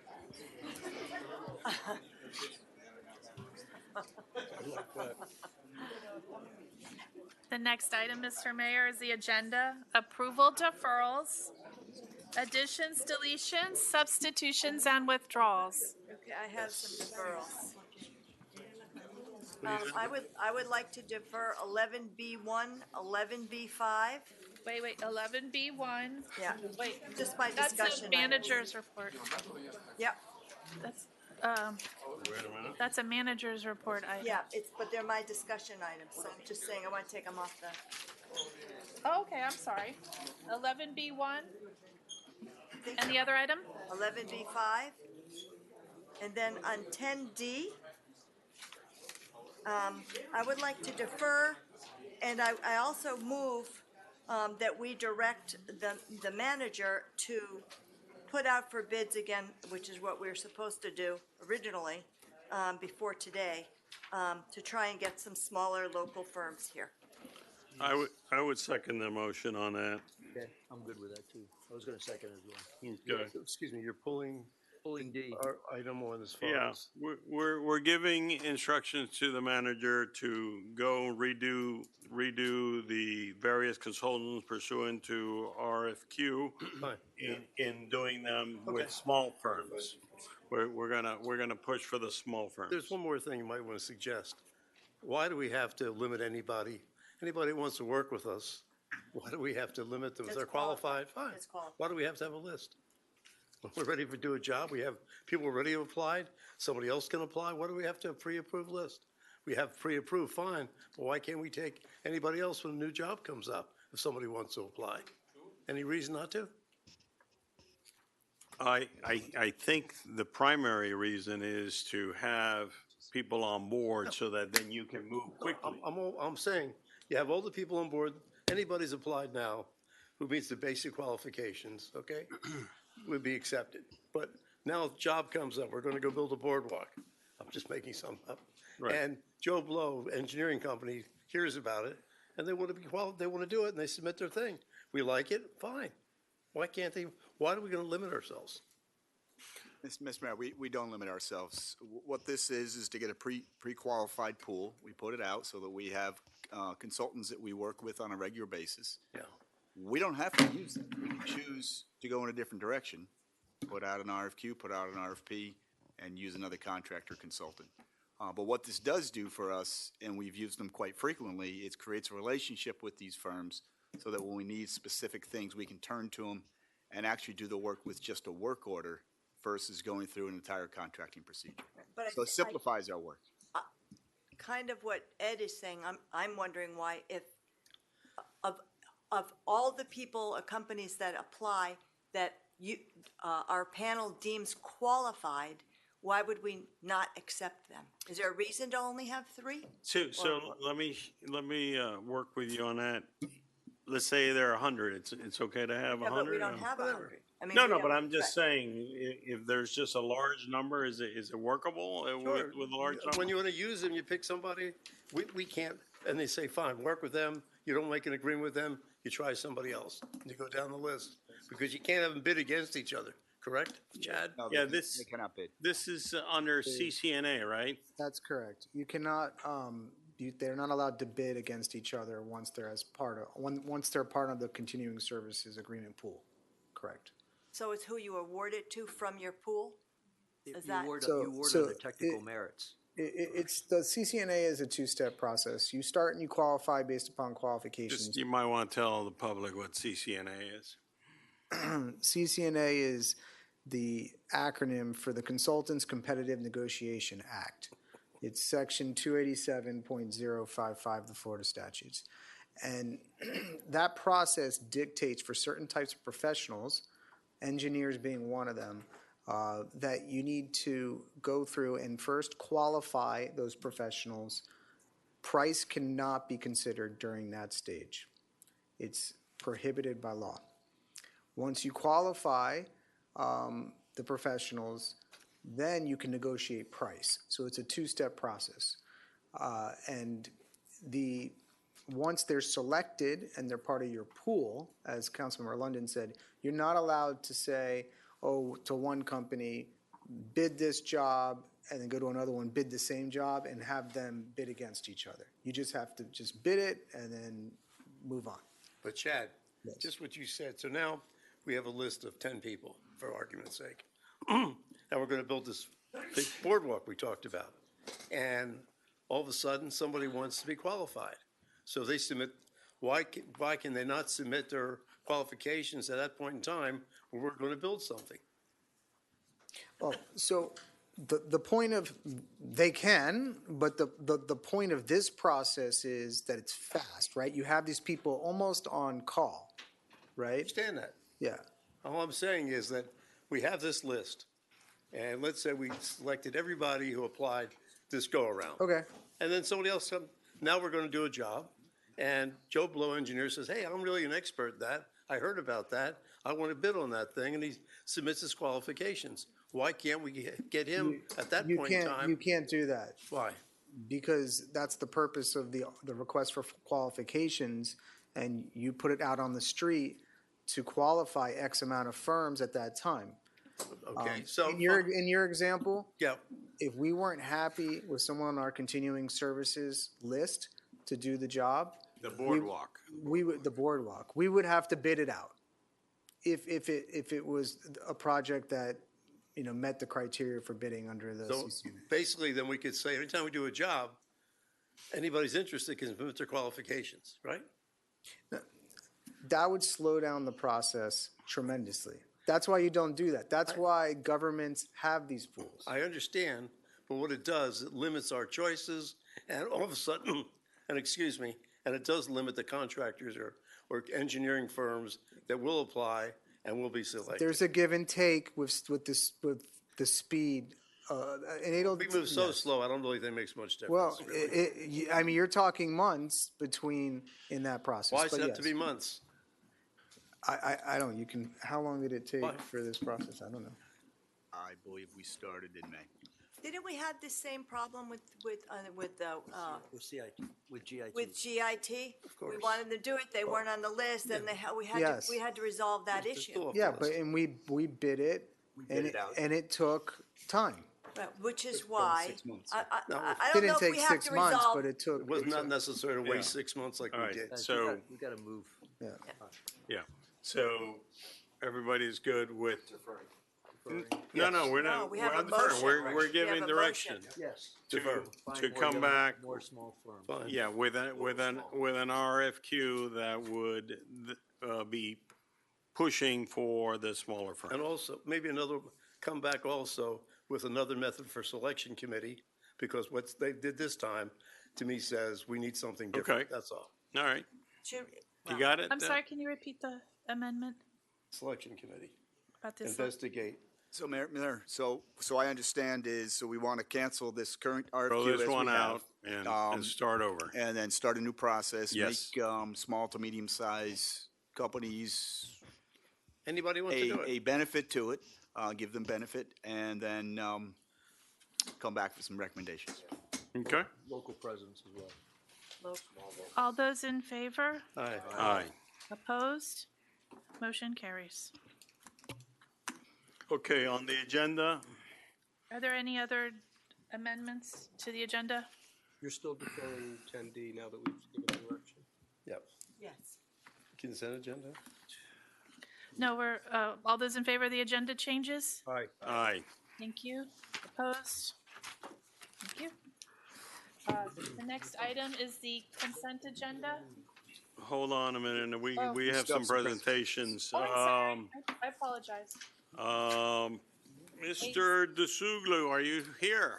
There's two D'Souza's there. There's two Mr. Yeah, how can you D'Souza's miss there. him? Oh, God, there's double trouble. Double trouble. All right.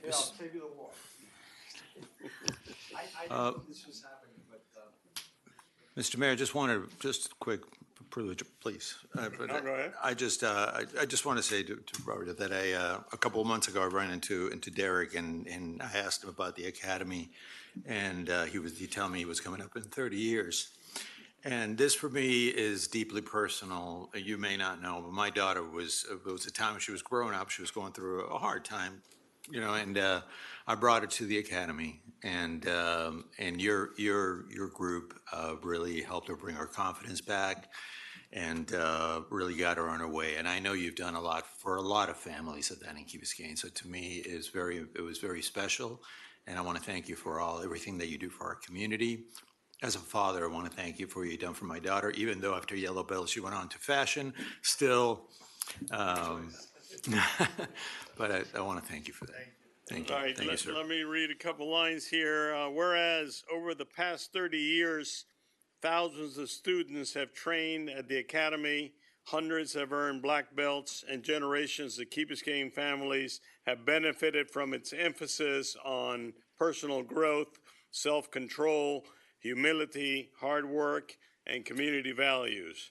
Whereas Sensei Robert DeSuglu, a martial arts Hall of Fame inductee, 10th degree black belt, educator, author, entrepreneur, and community leader, has dedicated his career to mentoring young people and adults alike and helping them develop the skills, the character necessary to succeed in life.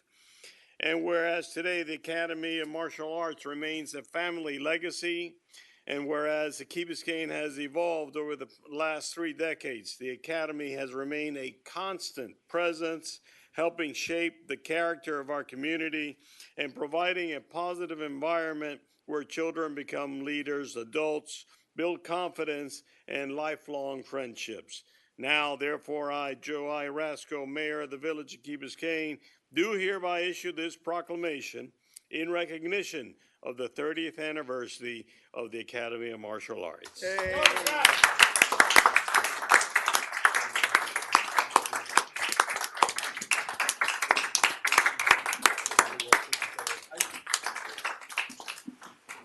I have a soccer speech. No.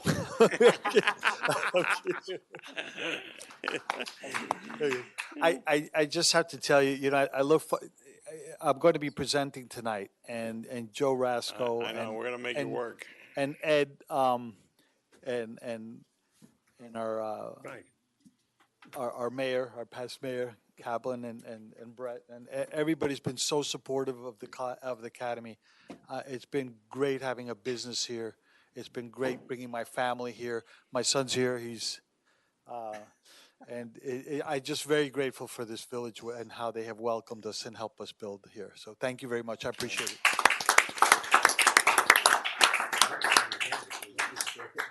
All right.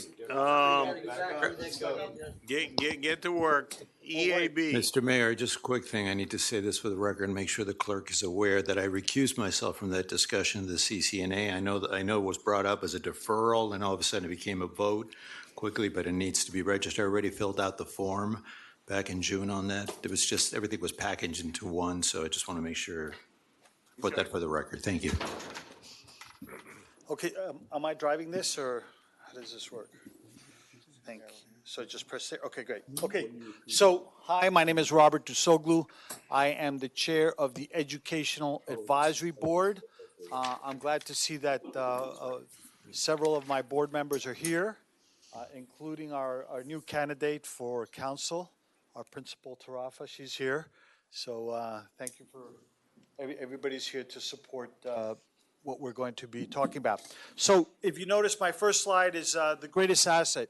You know, I'm here not just as behalf of the Educational Advisory Board, but we have done a tremendous amount of communication and working with the community. We did a village a full survey that many of the parents were involved in. We also had a teacher survey. We had a deep analysis of what the results for the survey were. We have a very, very engaged PTSA. We've been talking to the district. We've been talking to the leadership at the school. So this is not just several people that came up with a couple ideas.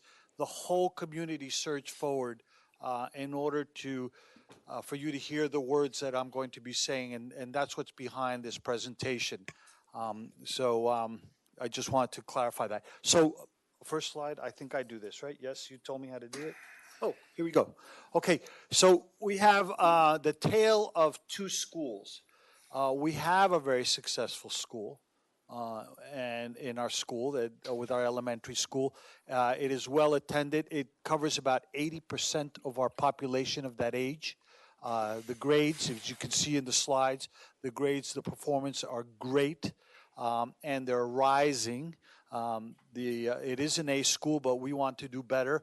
We're ranked pretty high as far as the county's concerned, and typically the results of that elementary education, we're getting great feedbacks from the kids that go to other programs. However, if you notice, our grades here for the middle school are really terrible.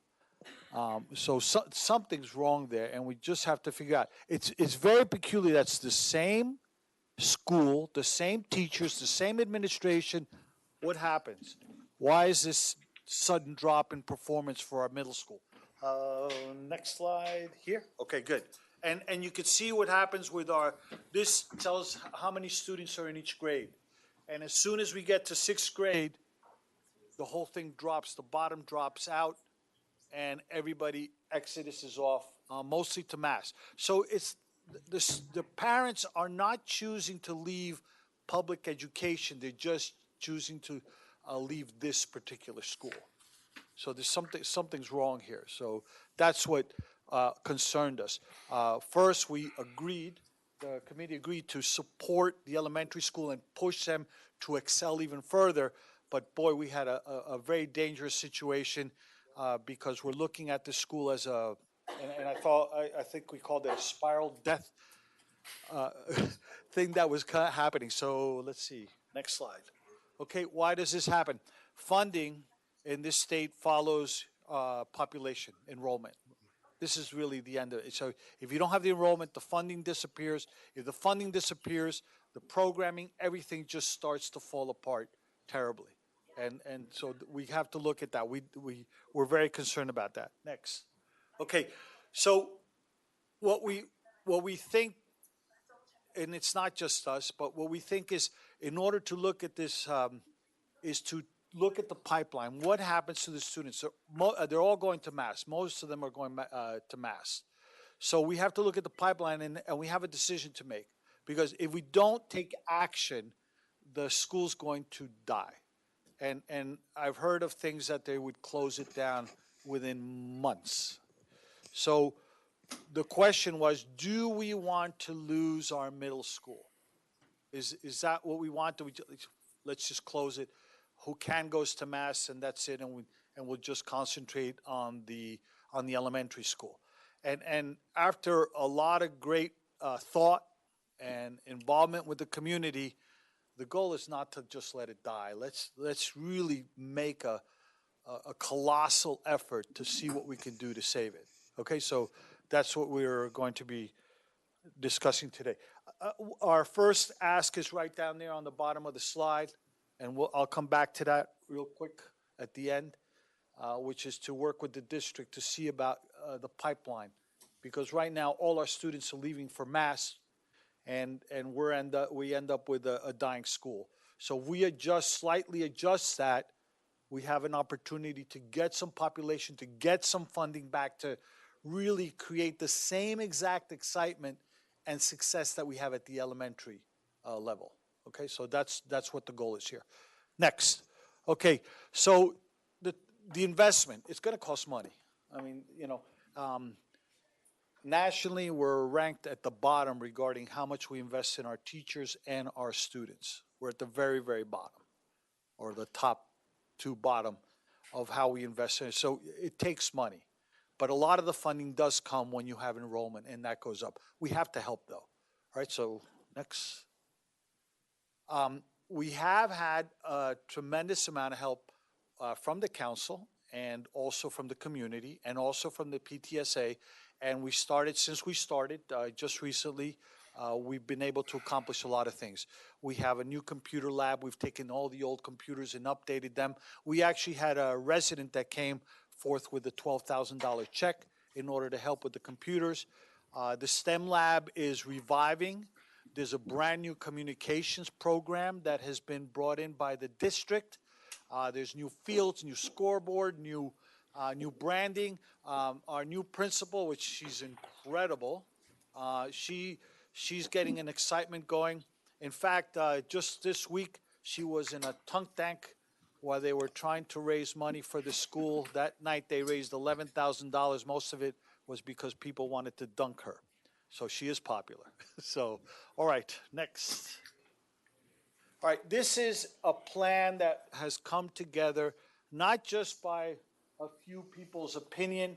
This is after a great deal of work with the survey, with a deep analysis by a PhD, one of our members of the board, also by the PTSA, by the district, by the teachers and so on, to create a plan. How can we affect the growth and the improvement of the school? How do we go from A to A plus with the elementary? How do we get the middle school from the death spiral? Okay, you don't have to look at all the crazy numbers because it's going to take a while for you to understand this list. So I don't want to go item for item. What I do want you to take a look at is at the bottom that the whole plan.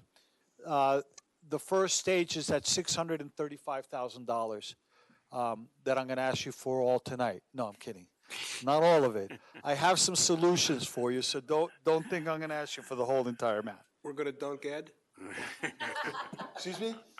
We're going to dunk Ed. Yeah. Okay. So we got for the first stage of this plan. Listen, if you want a high-quality school, it's not enough just to fund it with what the state and what the county brings you. You got to do more. And there's a couple of schools in our district that are raising $1 million a year apart from the taxes. I know about 46% of our real estate taxes go into the school, but it's just not enough. It's just not enough. So how do we do it? So number one, this is what the PTSA has agreed to raise this year. They've almost tripled what their fundraising. I'm telling the community is very excited about this. They've almost tripled the amount of money that they're raising, and they're on their way to do that. And so out of that 600, already they've committed to raise 344,000, which is terrific. Number next, if you look at the there's a bottom number there, playground replacement in outdoor spaces, $170,000. The district has committed to doing some of that, plus some of the programming, and that you see numbers up there. Everything that you see in yellow, the PTSA said, count me in. I want to help with that. All right, so we're not alone looking at that huge number, right? And guys, the number, I think it's one of the number, when you want to move into new community, the first thing you say, how are the schools? That's the first thing you look at. How are the schools? And then obviously here, how the beaches, and how's the management, how's the taxes, how's that? But the number one thing is how the schools. So we really have to keep that in mind in how we invest and look at it and work towards it.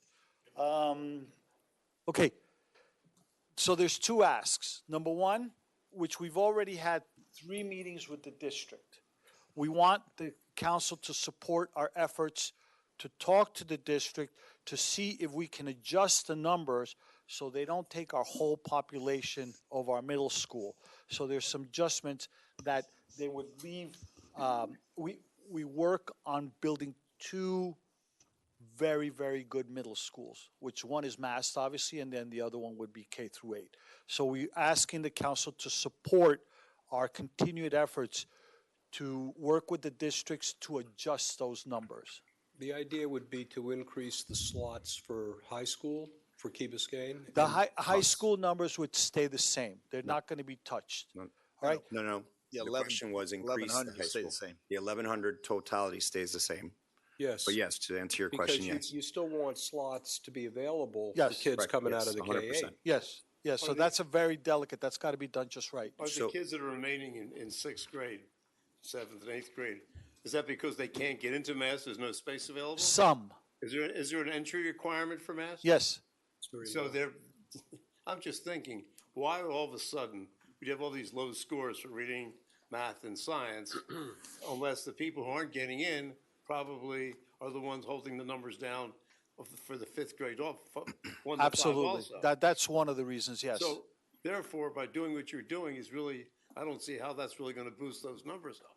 I think, again, either you're gonna have more people going from sixth grade or seventh, staying in the middle school, in our school, or we're not gonna be able to do that. I mean, these kids, can't blame them for not doing well, because maybe they just can't do well.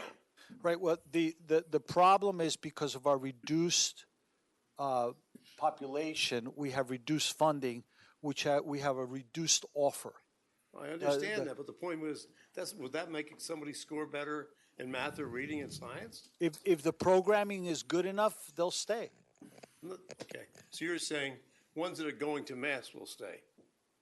Instead of going to Mass, some will stay here. Well, not all of them will get in. But I mean, isn't Mass like, hey, this is the place to be, this is a great place? Yes. So wouldn't everybody still really want, and the parents, wouldn't they really want to put their kids in Mass? Not always, not always.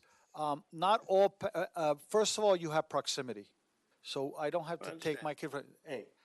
B, I don't want my junior high school kid mixing with high school level thinking. Okay? 3, they are, we're much better at special needs or special education aspects that they cannot be, there's none of that service at all at Mass. Okay. So we're strong in that. And I think the failure has been that the programming has not kept up.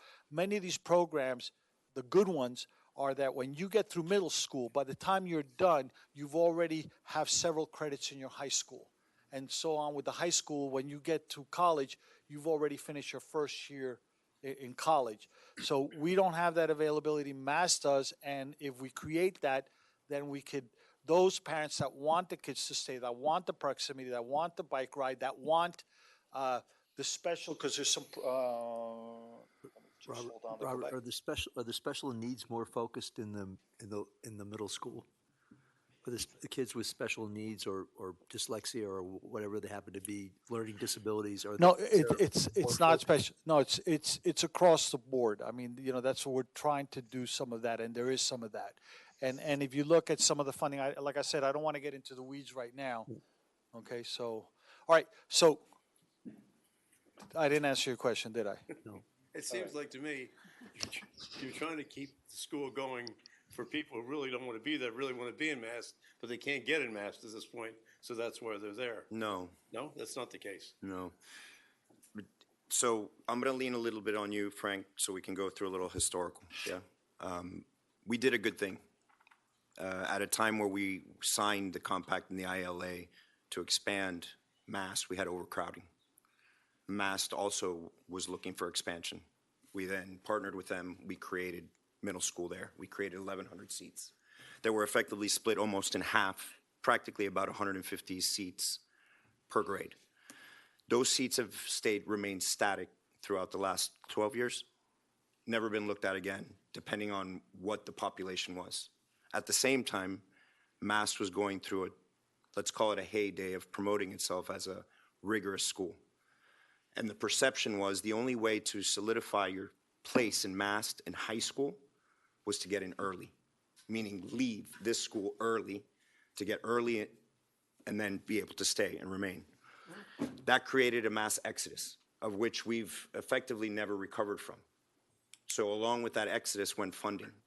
Along with that funding went support and went programming, because the children took off thinking the only way to get into Mast High School, which also offered proximity, a high school with proximity, which if you ask most parents will tell you, anecdotally speaking, of 30 parents that I've spoken to, many of them didn't apply anywhere else simply because they wanted their children to stay close, right? So this created this downward spiral of which we've never really recovered from. Sylvia, I think, was involved in the beginning of that change. And so it creates this chicken and egg. How do we get better programming to create a strong middle school if we don't get the enrollment? We can't get the enrollment without programming. We can't get programming without enrollment, then we don't get money. So back to my original thing. So If when we you have- talk about scores, you mentioned scores, you'll notice in the line items, there is investment for intervention, early intervention, math and science, which both make a huge effect. And I think maybe Ms. Tarafa could speak a little bit more to that because she's more of an educator than I am.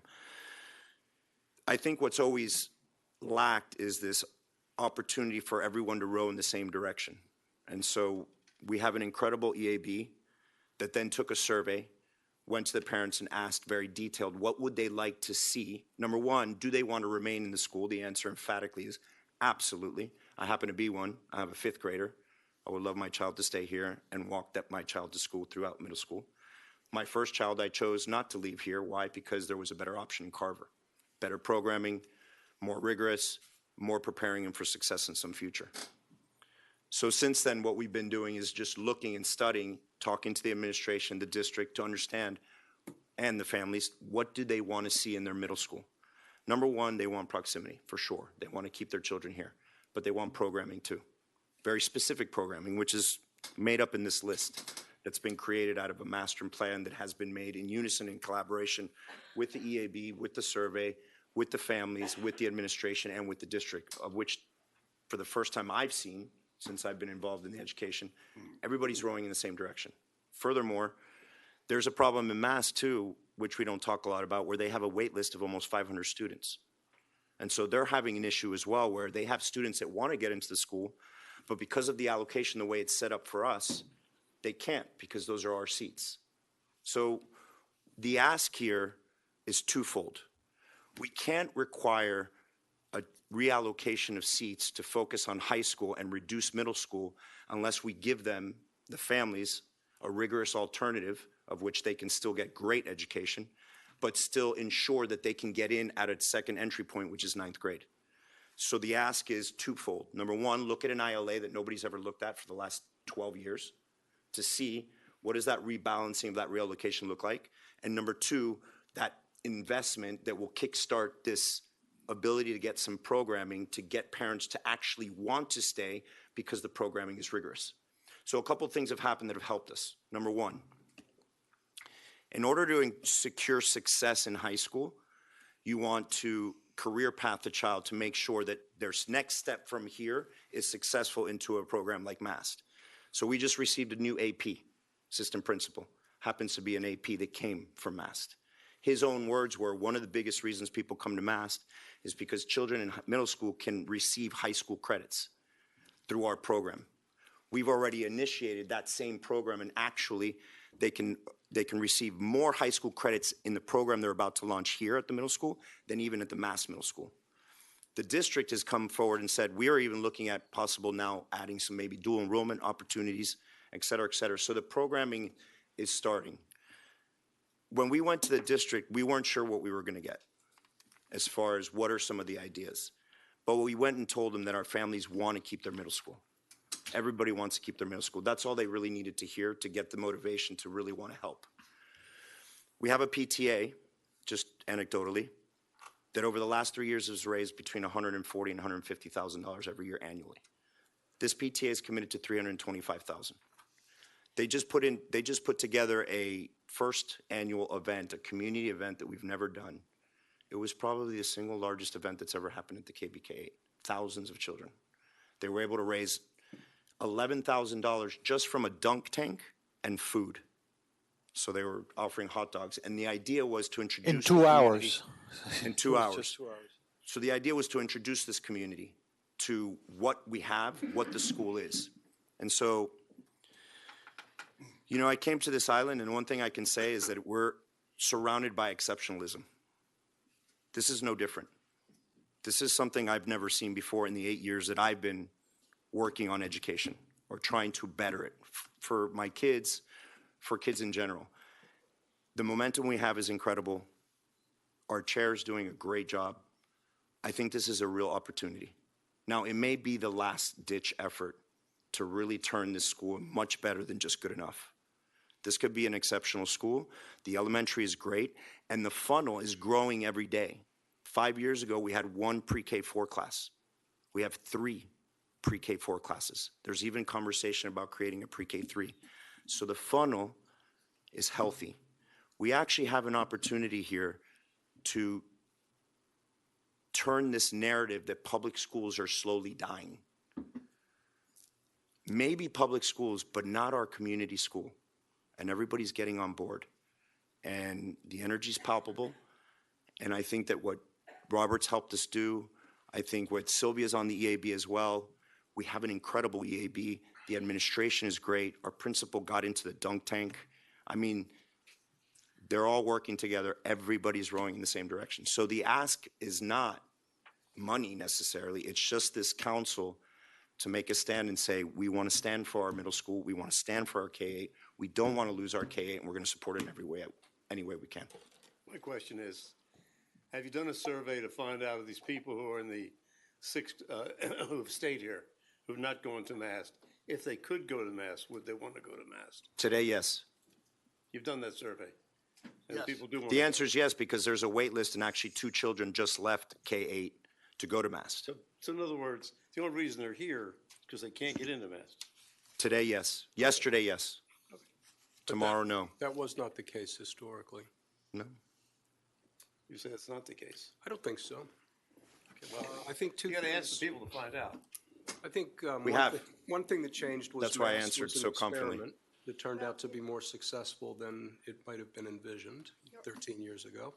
But the other was anxiety about getting into Mast. And if you didn't take advantage of that middle school slot, Yep. you weren't going to get into high That's right. school. But no one's talking about the other issue, which we really can't debate tonight. But the stipend that you get for going to private school, going to St. Agnes, going to some of the other schools. So the reduced enrollment And- across the district is something real. Is causing a For lot sure. of brain drain. For sure. That's some, you know. But I will tell you, we use every single one of our 1,100 seats. So there's no lack of students to actually fill both programs. What there is there's lack of programming and support yesterday, not today, not tomorrow, as long as we have the chair and the AB working and continuing to do the work that they're doing with the council's help. I think these asks are really a continuation of our commitments, plural, that have persisted for a long time.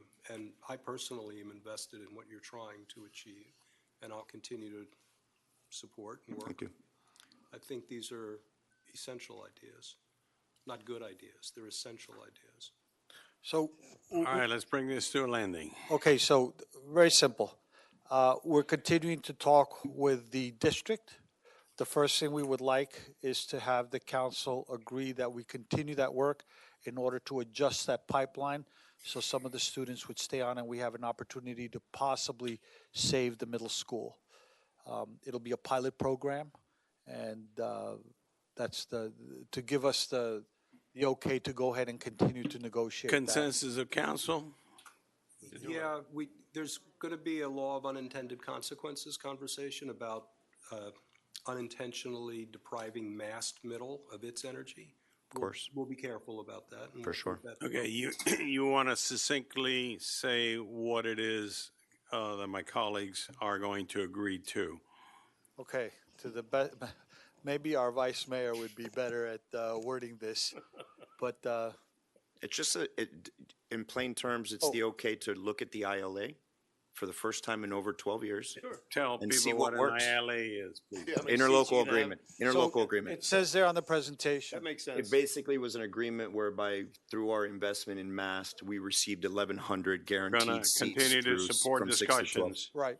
That makes sense. And then the second ask is just your continued support, get involved, get it. Wait. Go I'm talk to sorry. the PTSA and the I'm school. sorry, Vice Mayor. Go ahead.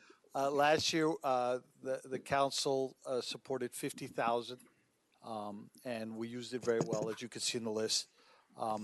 This year, we need that support again. We're actually going up to 140,000 because we're actually raising 600 and so on.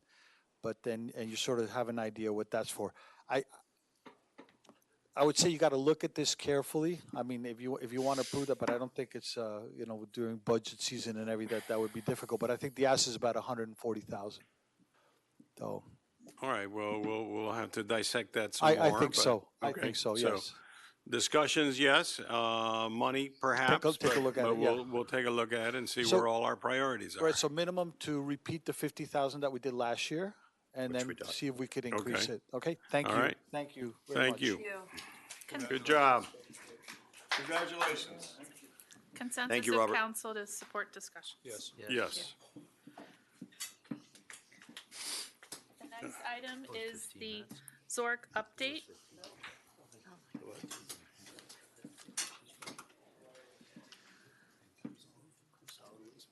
Good evening, Jeremy Karras-Cogger, Building Zoning and Planning Director. I will keep this relatively brief because we will come back with a more lengthy presentation to go through all of the extensive changes. But suffice to say that the committee did great work in attempting to resolve something that's quite difficult, which is how do we get more resilient and in particular go up with the finished floor levels of our homes to protect them from flooding, while at the same time preserving community character and attempting to make houses seem less massive and to sort of mitigate the potential negative effects of having that elevated ground level. There was a lot of rigor. There was 20-plus meetings. There was community tours, a lot of great experience on there. So we will be coming back with a very detailed presentation on the content and specifics.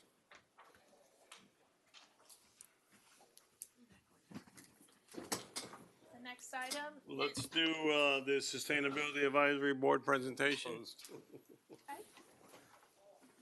regarding the residential waste contract RFP. Thank you, Mayor, Vice Mayor, yes? Yeah. Yeah, I know.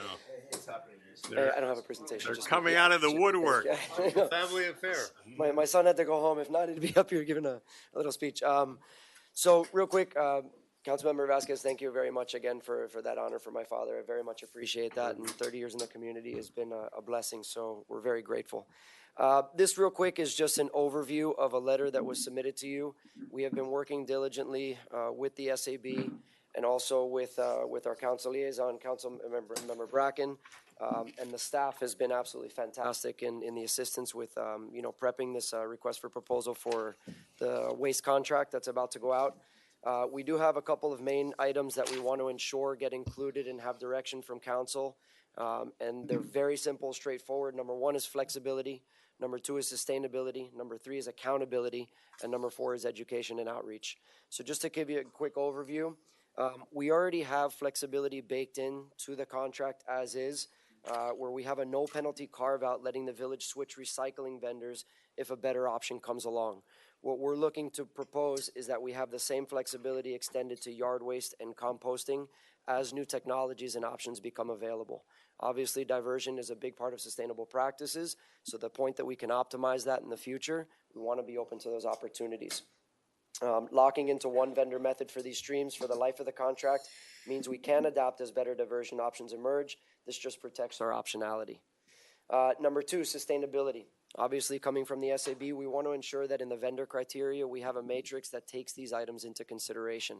Not just who's providing and to what, but things like making sure that they're the score bidders on sustainability performance. We want diversion rates, data infrastructure, named diversion facilities, and fleet fuel type built into how we score for this winning bid. If sustainability is in the scoring, it's not really a selection criteria, it's a footnote. That puts us on equal footing with price and service in this decision. Number three is data accountability. Again, we've already had this discussion at length with the SAB. Staff has been great to include this. We just want to bring this to your attention. It is in our contract currently, but we want to be more adamant about the frequency about which we get this data and who's also analyzing it. Because if we get it and it's not looked at, it doesn't do us much good. So one of the things we're looking for is weekly KPI reports from the hauler, volumes, final destinations for each waste stream, delivery receipts, non-compliance tickets, which is a new one, and routes tied to destinations. We can't manage what we can't see. Right now, we have limited visibility into where our waste actually ends up, and we want to make sure we have that information to make informed decisions moving forward. We also want to hold ourselves accountable. A designated person, staff, volunteer, or consultant actually analyzing that data and turning into recommendations, not just filing the reports and having those numbers. And finally, education and outreach. We've put a big onus on the waste haulers within this RFP to provide educational components. As the SAB, we've also stepped forward and offered to any extent that we can, if it's creating literature, if it's hosting workshops, if it's getting the information out to the community, we're ready, willing, and able to help. We've had these discussions at length. We already have a robust program in place ready to launch once that provider is chosen. And these are the recommendations we're moving forward. Again, we're asking council to direct staff to build these into the RFP now, not before it's released, not to negotiate them after the fact. Happy to walk through any questions you have on the letters. This is just an overview. And again, I would like to point out just a big thanks to Dr. Michael Schmale, who's one of our board members, who introduced us to Melissa Doyle, who works for the city of Fort Lauderdale, and she has been instrumental in helping to piece this together. She has worked tirelessly with Benjamin and with Chris, and these two gentlemen have been absolutely fantastic. So I want to thank them also for their input and their time and their dedication. And I'll leave it at that. All right. Council member, Robert, liaison. Before you leave, yes, sir. Discuss the opportunity of the additional brown bin for. Yes. Please, excuse me, I overlooked that. So one of the things that we're recommending in the flexibility and also the increase is to put a third bin, because right now we have one for municipal solid waste, we have one for recycling. One of the things that we're proposing is a third brown bin. Currently, waste, landscape and yard waste, when it reaches a tipping point, is simply put into the waste bin. What we want to do is we want to provide a segmented bin in order to provide that service as an add-on to what is currently happening. All right, and one of the things that we're looking, again, when you look at the sustainability matrix is, okay, this isn't only being taken to the landfill, but if there are vendors out there that can provide an alternative solution to this landscape and yard waste going to a more sustainably practiced facility, that would be ideal. So just simply, if you think about what happens in the single-family home community, we get these bulk pickups, right? So every landscaping contractor and their mother throws all that landscaping material on those bulk pickups, right? So that's where all that debris ends up getting landfilled. What the idea of the third bin is to have a weekly pickup of landscaping material so that we get a much higher diversion rate. That's the thought process here, and that's a big part of the whole sustainability movement is to get. No one wants to build another landfill, right? So that's the whole idea. Extend the life of the landfill, and we don't have to build another one. That's the whole purpose of recycling. These guys are doing a great job. Thank you very much. Yeah. Thank you. Okay. Fantastic. I just have a quick question. I'm sorry. The last time, and thank you for doing that, for looking into detail on this. The last time we spoke with the manager on this, I think they were going out with an RFQ. This was moving forward. Have you been able to incorporate these comments? Where are we at with the negotiations of that or with staff? We're still stacking the RFP, still in writing. And in fact, we're coming to you tonight to extend the current contract so that we make sure that we have been working very closely with the SAB just to get them one more time. To extend the contract as it We're currently extending it 6 is? months. Yeah, we need to extend the And contract. allow for the 6 months to incorporate and to study these So that components. we can put out Got the. it. And then this will not be a RFP. simple RFP, and particularly, we're going to do some alternatives on it so that we understand the cost of this additional requirement. Right. So that we clearly understand what we're stepping into. So that's something we're going to work together with you, and I know you and Chris have already been working, so Yes, sir. And we're Mayor, good to go. just to point out, you gave us 2 months. We hit the 2-month schedule. All right. Thank you, everybody. Have a All wonderful right. evening. We've exceeded the DeZuglio quota tonight.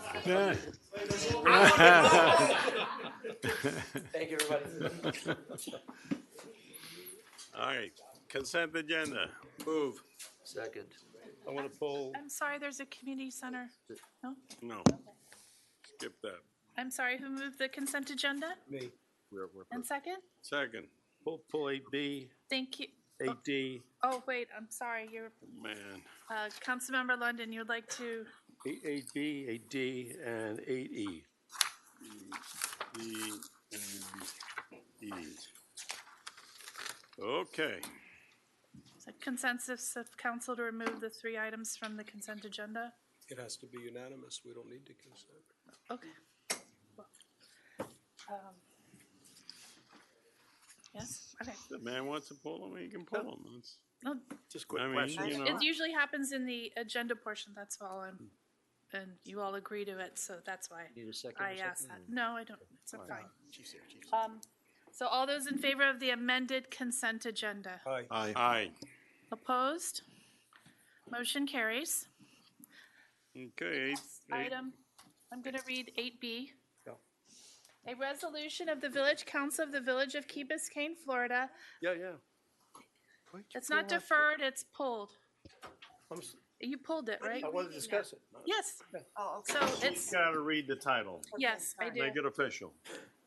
A resolution of the Village Council of the Village of Key Biscayne, Florida, approving an interlocal agreement with Miami-Dade County to enforce Section 2-98.3 of the Miami-Dade County Code of Ordinances and additional regulations relating to the operation of micromobility devices, electric bicycles, and motorized scooters within the village, providing for authorization and providing for an effective date. So Mayor, before the chief tells you, I need someone to, Second. who moved it? Second. And thank you. all right, Mayor, before we have the chief kick off, I just want to make sure it's clear with the council that this is just an extension of an existing interlocal agreement. So, Correct. Chief, if you take it from here. Yeah, as, good evening, Mayor, Vice Mayor, Council. What's your issue? My issue is this. Chief, if somebody's coming off the island and they want to go to Cape Florida State Park, and they're going on a motorized micromobility device, whatever you want to call it, are you going to give them a ticket on the way to the park? As long as they're not operating it in a Class 2 or 3 fashion. And what? They're allowed to operate micromobility devices on Crandon Boulevard in the bike lane in a Class 1 fashion. No problem. Correct. Okay, so in other words, they can, There's a way to get through. no, that's my first question. And number two is that, okay, Joe bought himself a new electric bike last week. He didn't tell you about it. So anyway, he now has walked up to Crandon Boulevard and he wants to go to Miami. Will he get a ticket leaving Key Biscayne if he stays in the bike lane? No. Class 1 bike? No. No objection. Move on. All those in favor of 8B? Aye. Aye. Opposed? Motion carries.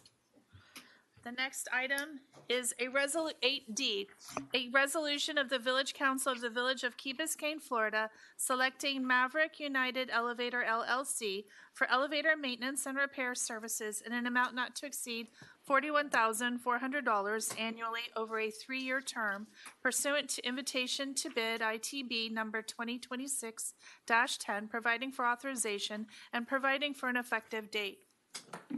Move it. Second. Where's the second? I'm sorry. Right here.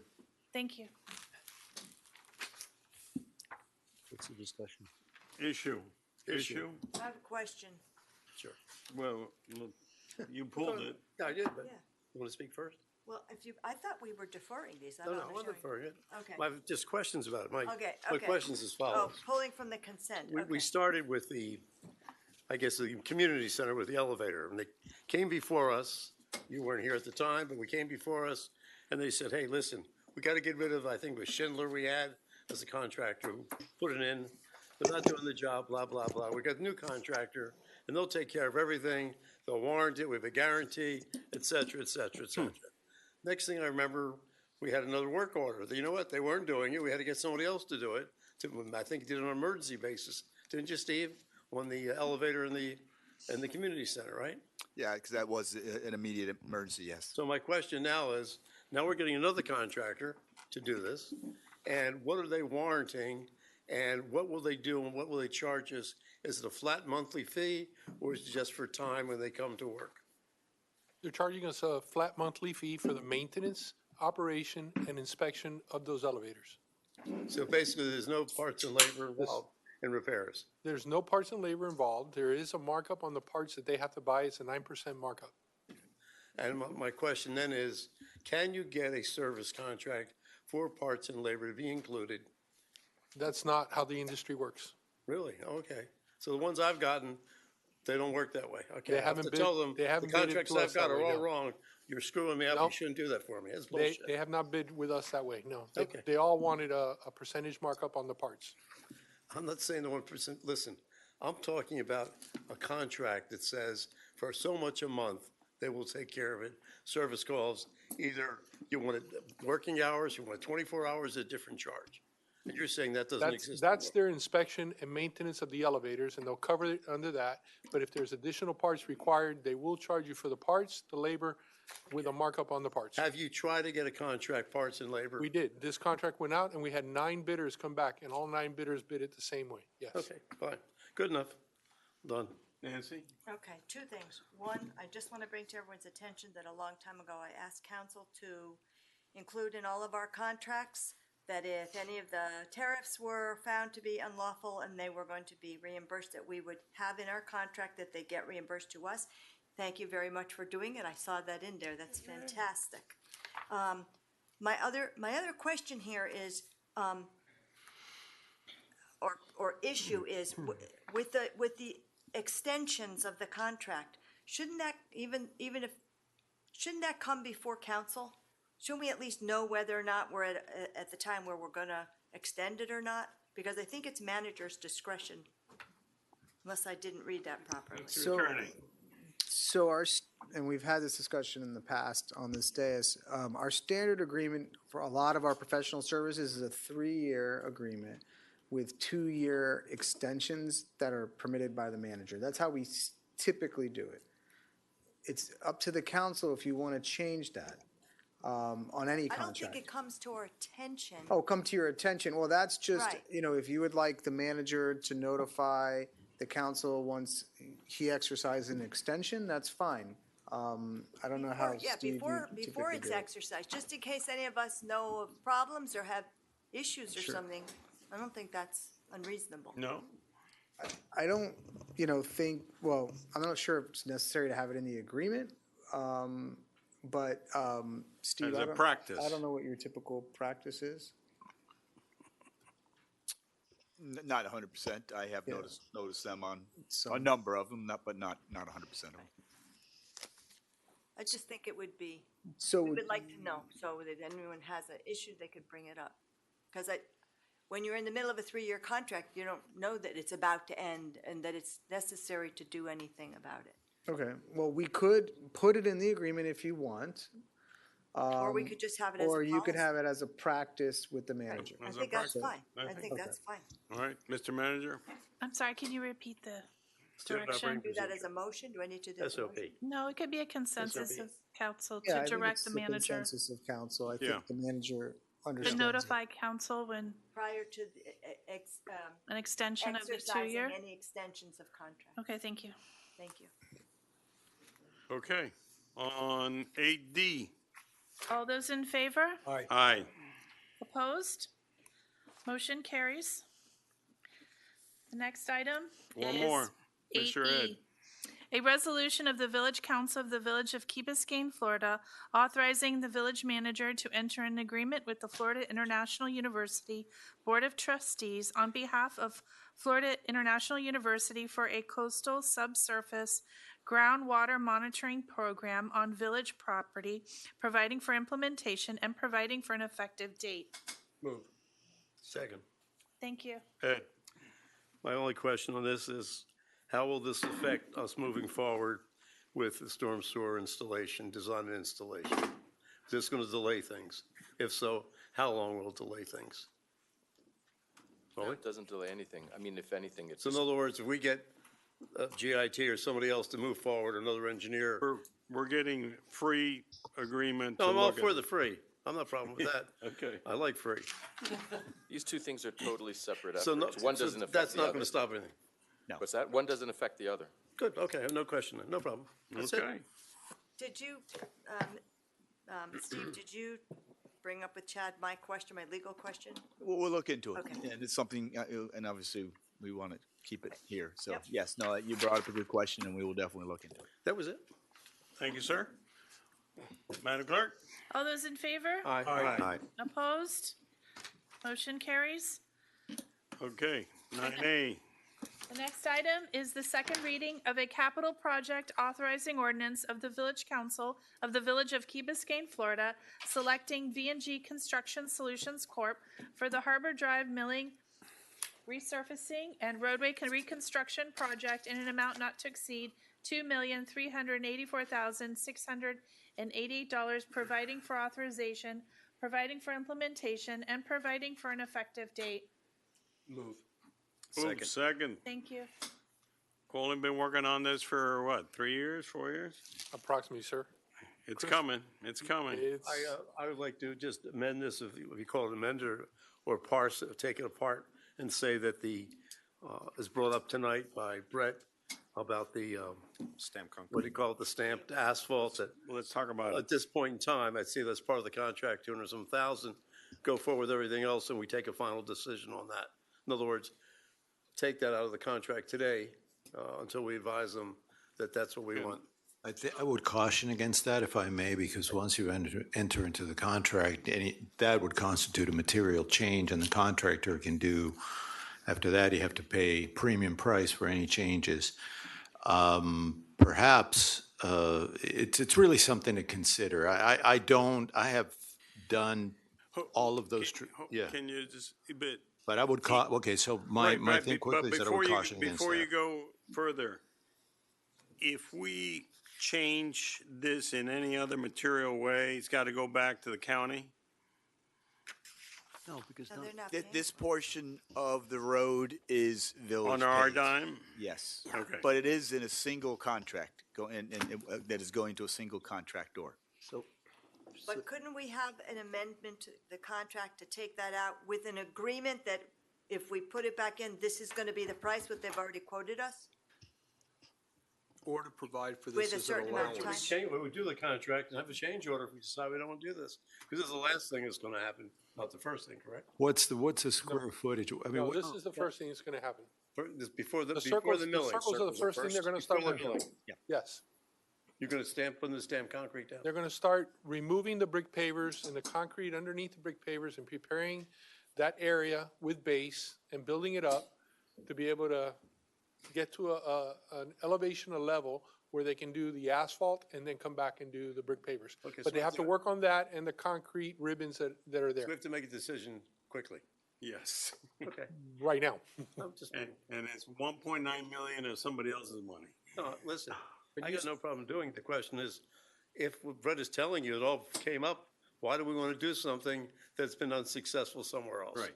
But by the same token, we had that presentation, was it Kimley Horn, or Yes. it said that to do this in a pervious way was going to cost I'm not saying do it $1,500,000 impervious. I'm more. not saying We're not talking impervious. about impervious, we're talking I'm about not just saying the same- impervious, I'm saying. I'm just, No, I agree with you. I'm not disagreeing. Okay. I'm just saying that I think it brought up that the bricks have been there for 20 years. They're not maintained. They're not maintained now. I've gone down, I don't know how many times I talked to you. If anybody drives down Harbor Drive, it's just horrible, okay? Well, we're also So- not gonna have buses Sorry? We're not gonna have buses. No, but we haven't had buses for a while, and it's still horrible. We have concrete trucks. What? We have concrete trucks. Whatever we have, the worse. point being, it's not being maintained. No, So the sure. question is, can we maintain bricks with our maintenance department, or do we have to basically subcontract out maintenance? What's your issue with doing Maintenance. this?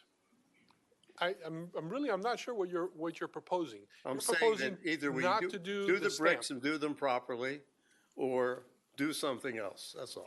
Can we discuss what we mean properly? So if these are sand set pavers, we're going to continue having problems with them. So the question is, if we rebuild the structure underneath the street using concrete or Right. some appropriate surface, relay the pavers back down, wouldn't it make more sense that we cement those in place versus sand set them? They are currently They are cement currently base cement. underneath them. Yeah, There is a but- cement base I underneath them. understand, but with- they're not, but they're sand set after that fact. Correct. All right, so every time we have a rain, every time we have a water Correct. event, we flush So you're out the saying pavers, and we undermine the pavers. You're saying Not hard necessarily, they have a concrete Yes. ribbon around the edges, so that sand doesn't necessarily flush out. But it is, we are losing sand in them, and they do settle. We have gone back and reset a lot of these pavers numerous times, just in the 2 years that I've been here. But the Yeah, but funding- that's keep going to happen settling. a lot. That's part of having brick pavers. Correct. And people need to understand that. And I've heavy done it in maintenance. Las Olas, places like that, where you have these brick pavers and they move, they shift. It's a maintenance issue. Correct. If you want brick pavers, you have to deal with that. If you want stamped asphalt, you have to deal with the tires, with the dirt, and having to replace it. So either, pick your poison, I guess. That's what I'm trying to say. But let me just, one quick, if I may, please. It says pattern payment, 246,693. Is that pattern payment the portion that you're talking about being stamped? That is correct. Okay, and you're allowing a contingency for $24,000 added to it. Is that just, let me ask you a question. If you ask the contractor, what price would he give you right now if you talk to them and get a general idea? Because I think this subject is, I don't think we should really cut corners just to move a contract. I think we should look at this, and I think this is a subject that is not something we want to my opinion. I hear the concern. I've heard Brett speak about it. I have a particular concern with it. I think there's options out there that we could do. I'm asking the question, can we ask the contractor to see what price that would be before we sign this contract? A price to do what? To do brick pavers. To do brick pavers? Yes. Okay. Let's forget about the maintenance issue because it's going to happen. The village has to make a commitment. If they want brick pavers, we're going to have to take care of them. Yes. We can look for options, but what I'm saying is that we have to, it requires a specific type of maintenance. Can you talk to the contractor on this? Certainly, I can ask the Can you contractor. come back It with a would be- price and let it us would be know? a- Because right now, we're voting kind of blind. Does Would you this- agree with that? Does Does this council? contract result in brick pavers at the end? Is that the final No. finish? No, stamped No brick asphalt. pavers. It'll be patterned asphalt. Correct. So you either live, Very different Yeah. than it currently is. I do want to say, all of our prior conversations about this have been about the circles and drainage and resiliency. We never talked about aesthetics, that I recall. It's always been pervious versus impervious. Right, yeah. so we're ending up with something that is completely impervious, so if we can get something that looks better, set bricks, that's no more impervious than the tar, I'm not sure what difference it makes other than the price and the maintenance. So part of it has to do with what we want the village to look like. let's do it And- before we sign the contract, not after. Well- Because once we sign the contract, then we pay primo. Mr. It Mayor, would be a change to we, it. we spent 3 years on this, and obviously this is the council's call. We've been talking for the last year that this would be stamped asphalt. We've had one reading on this. It's already been passed. This is $1.9 million of county money, but it is up to the council. But I do want to let the council know that the staff is getting frustrated as we keep changing these projects. But of course, we'll do what the council wishes us to do. Okay, is there a potential that we would have to go back to the county on any of this? Timing. That's my, Timing.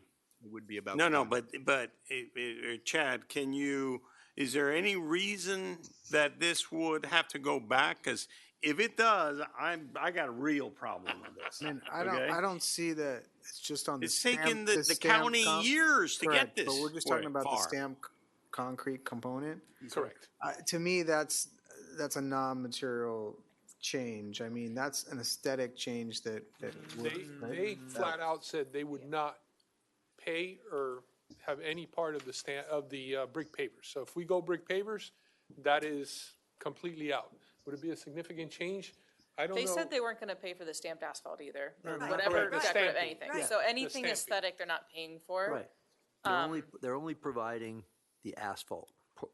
The only providing And the the asphalt The portion building, of the the building process. and the new paving. Right. And the concrete curbing in it. So it's irrelevant. It's irrelevant to the county. Correct. They probably won't Right. care. So Well, the Okay. timing of the project would be Walk me adjusted. through the Right. most expedited manner in which we could potentially change the stamped asphalt for now, the brick pavers, You approve this contract and we would issue a change order to the contractor later on. which is what Mr. London was saying. I'm saying the potential, I mean, I I'm get it. discussing it, yeah. I understand.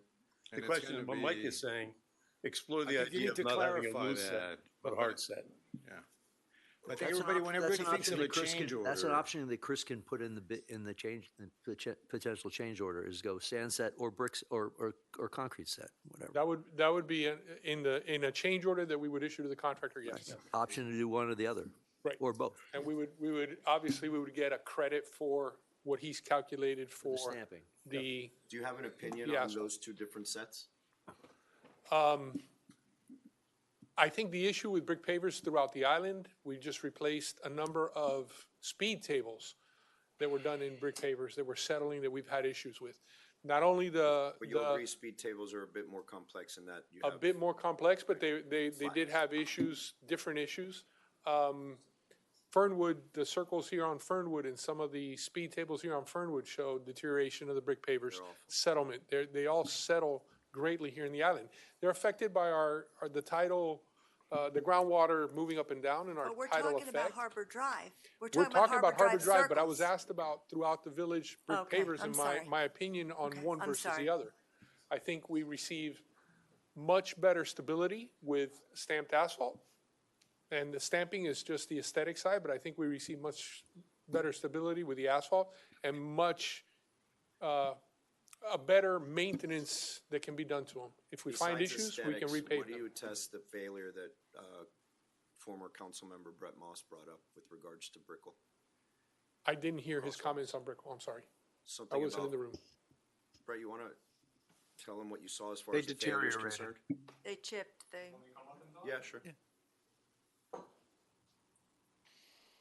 Just get a little description of the My failure. quick you want. comment was that in Brickell, all the crosswalks were done with Stamped off. asphalt, stamped asphalt and pattern asphalt. And a little bit more than 3 years ago, you can tell that they were chipping, cracking, popping off, they were patching them. And then finally, 3 years ago, they came in, removed all of it. And what they put in, they put the brick pavers back, the concrete brick pavers. So that's what all Brickell has now, because I believe it The failed. other part of the comment was that our brick pavers have lasted 20-plus years, yes, with some deterioration, but Harbor's different than the tables. Correct. And the speed bumps, right? Correct. It's more flat. To Councilman Vasquez's point, it requires heavy maintenance. We have performed maintenance on the circles, on the brick pavers, but it is a constant maintenance. And it is something that we contract out. We do not do that in-house. Do you have a We don't concern have of the the facilities. failures that he just described? Do I have them, sorry? Concern of the failures that you just, I don't believe that we would have the volume of traffic that they have on Brickell on our road. We have significant traffic, but not to that extent. so then we're talking more about aesthetic, which is what you were talking about. How do we This want is the an island to aesthetics look? point. You mentioned something else, Chris, Yeah. about settlement, which makes me remember now, maybe you remember, we had an engineering firm which designed all the circles with all the pavers and everything else. And at the time, Gene Santiago was our chief building official, and we had a requirement here of 5,000 PSI concrete for everything. And at that point in time, these guys used 2,500 pounds. I remember, do you remember So actually, they came for another job, and we brought that up, so we didn't start using them. Now, I don't know if, in fact, I don't know what kind of mesh or anything they did for reinforcing this thing. So I don't know what you're going to do now for the base underneath the pavers. We're just going to use the same base that's there, correctly? If we're gonna restore and replace the pavers, we would use the same base if the integrity of that base is still But have you good. had So, yes. settlement everywhere, or just occasionally in different places? All of the traffic circles have some form of settlement and needs significant No, so, again, restoration. I don't know if you, and I don't want to say rip everything up. By the same token, I know it wasn't done according to what our building official, the way he wanted it done. And I know we stopped using an 5,000 engineering firm again. 5,000 PSI is significantly Oh, yeah, strong. it's overkill. Design spec for Yeah, but he concrete, also yes. knew that as soon as you start pouring in the cylinders, you add water to say, and, Can I, more water in the bunch. may I offer something perhaps as a way, just to kind of find a middle ground and move forward with this? Is there a way that you can negotiate with a contractor some contingency to be added into the line items here that covers for the brick pavers right now, should the village choose to move forward with that, and allow us the opportunity to talk about it more Okay, in detail? we're on second reading. I know, Mr. Mayor, but I'm asking a question whether, so what you're saying basically is that we have to approve it based on what it is? Or start Modify it. over. I mean, No, I'm not, what I'm trying to say is that I know we're in second reading, but I'm asking if there's an opportunity, come back quickly with a negotiated value on this and bring it back, but negotiate with the contractor. See if you can include a number right here in the contingency. I don't believe we can, Can you do that? I'd have to double check. I don't believe we can renegotiate this contract. That's what I'm not- saying. Okay, well, can we? It would be an add-on, so it would be a change order. Or get an agreement with the contractor in writing that you'll subject to a price. We agree to it tonight, we move forward, you get a price.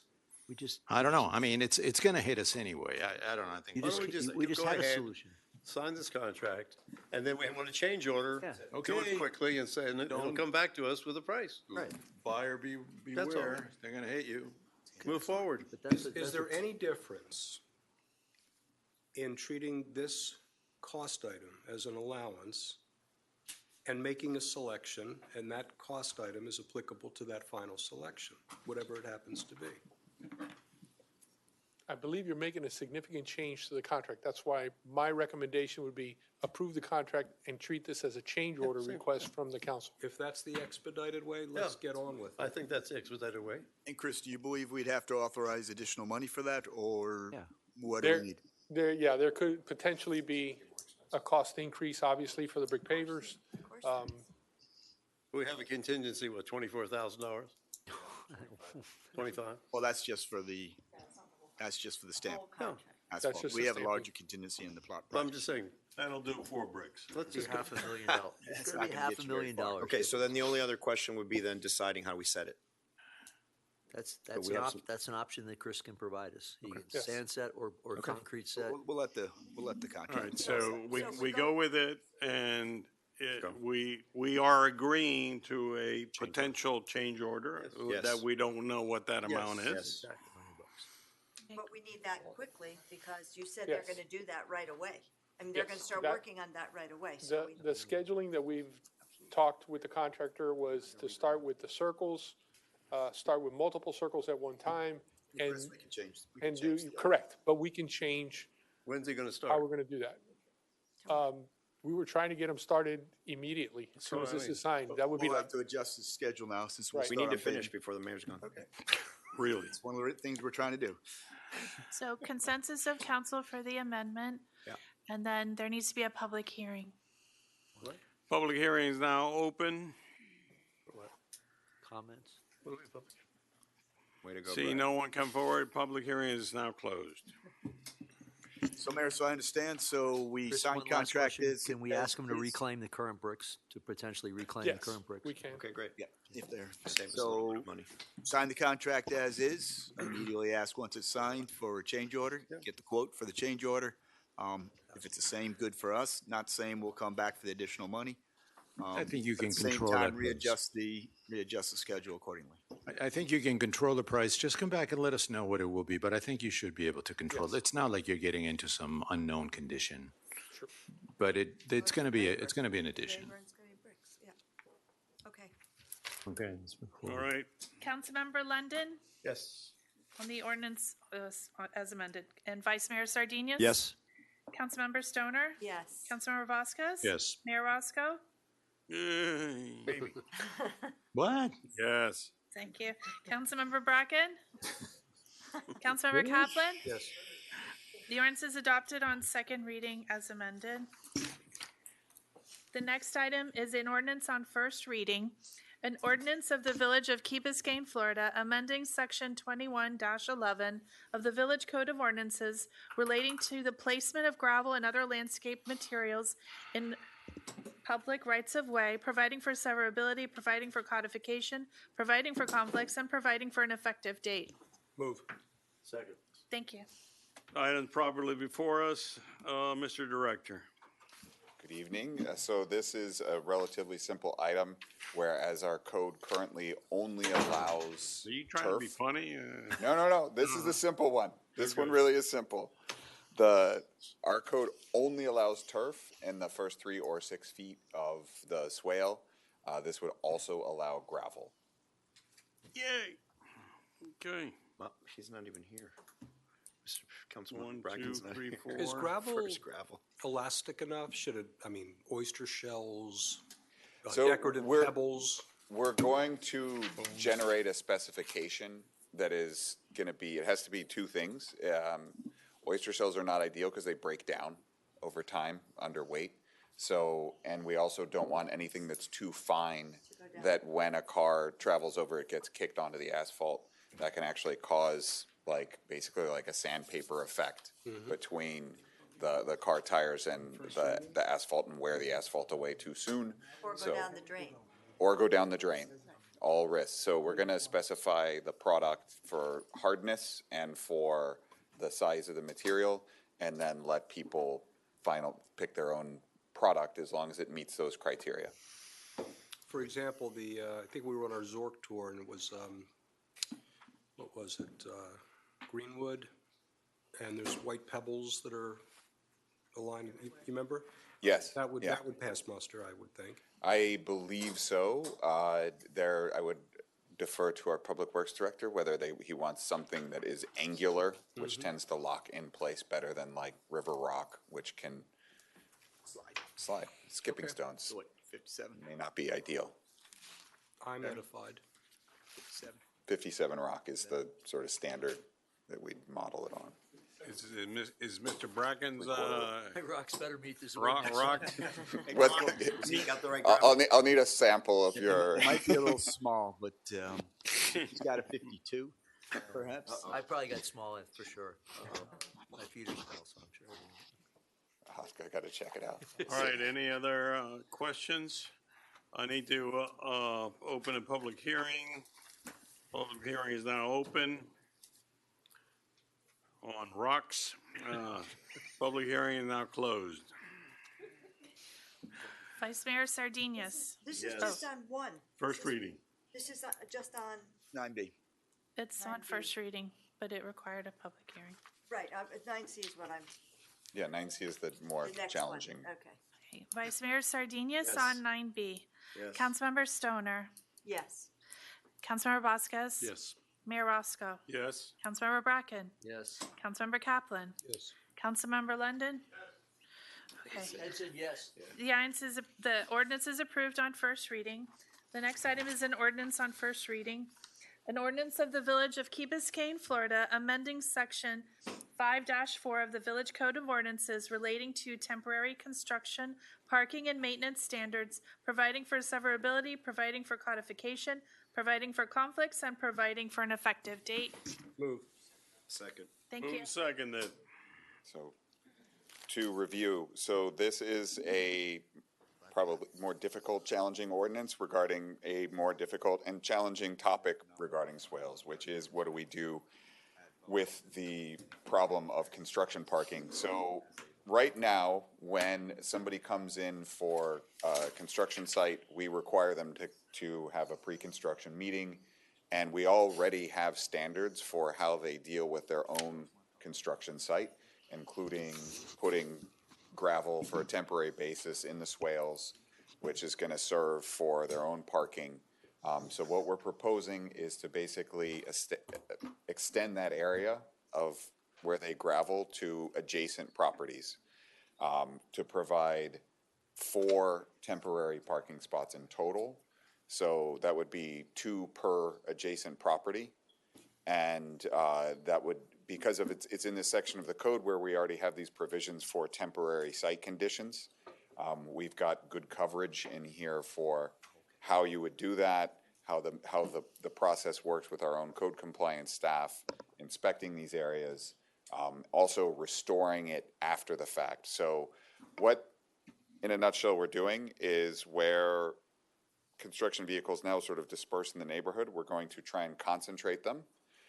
That does mean the immediately adjacent property owners are going to have a little bit more pain because they are really going to be where the parking's sort of designated. But concentrate them, but move them off the street.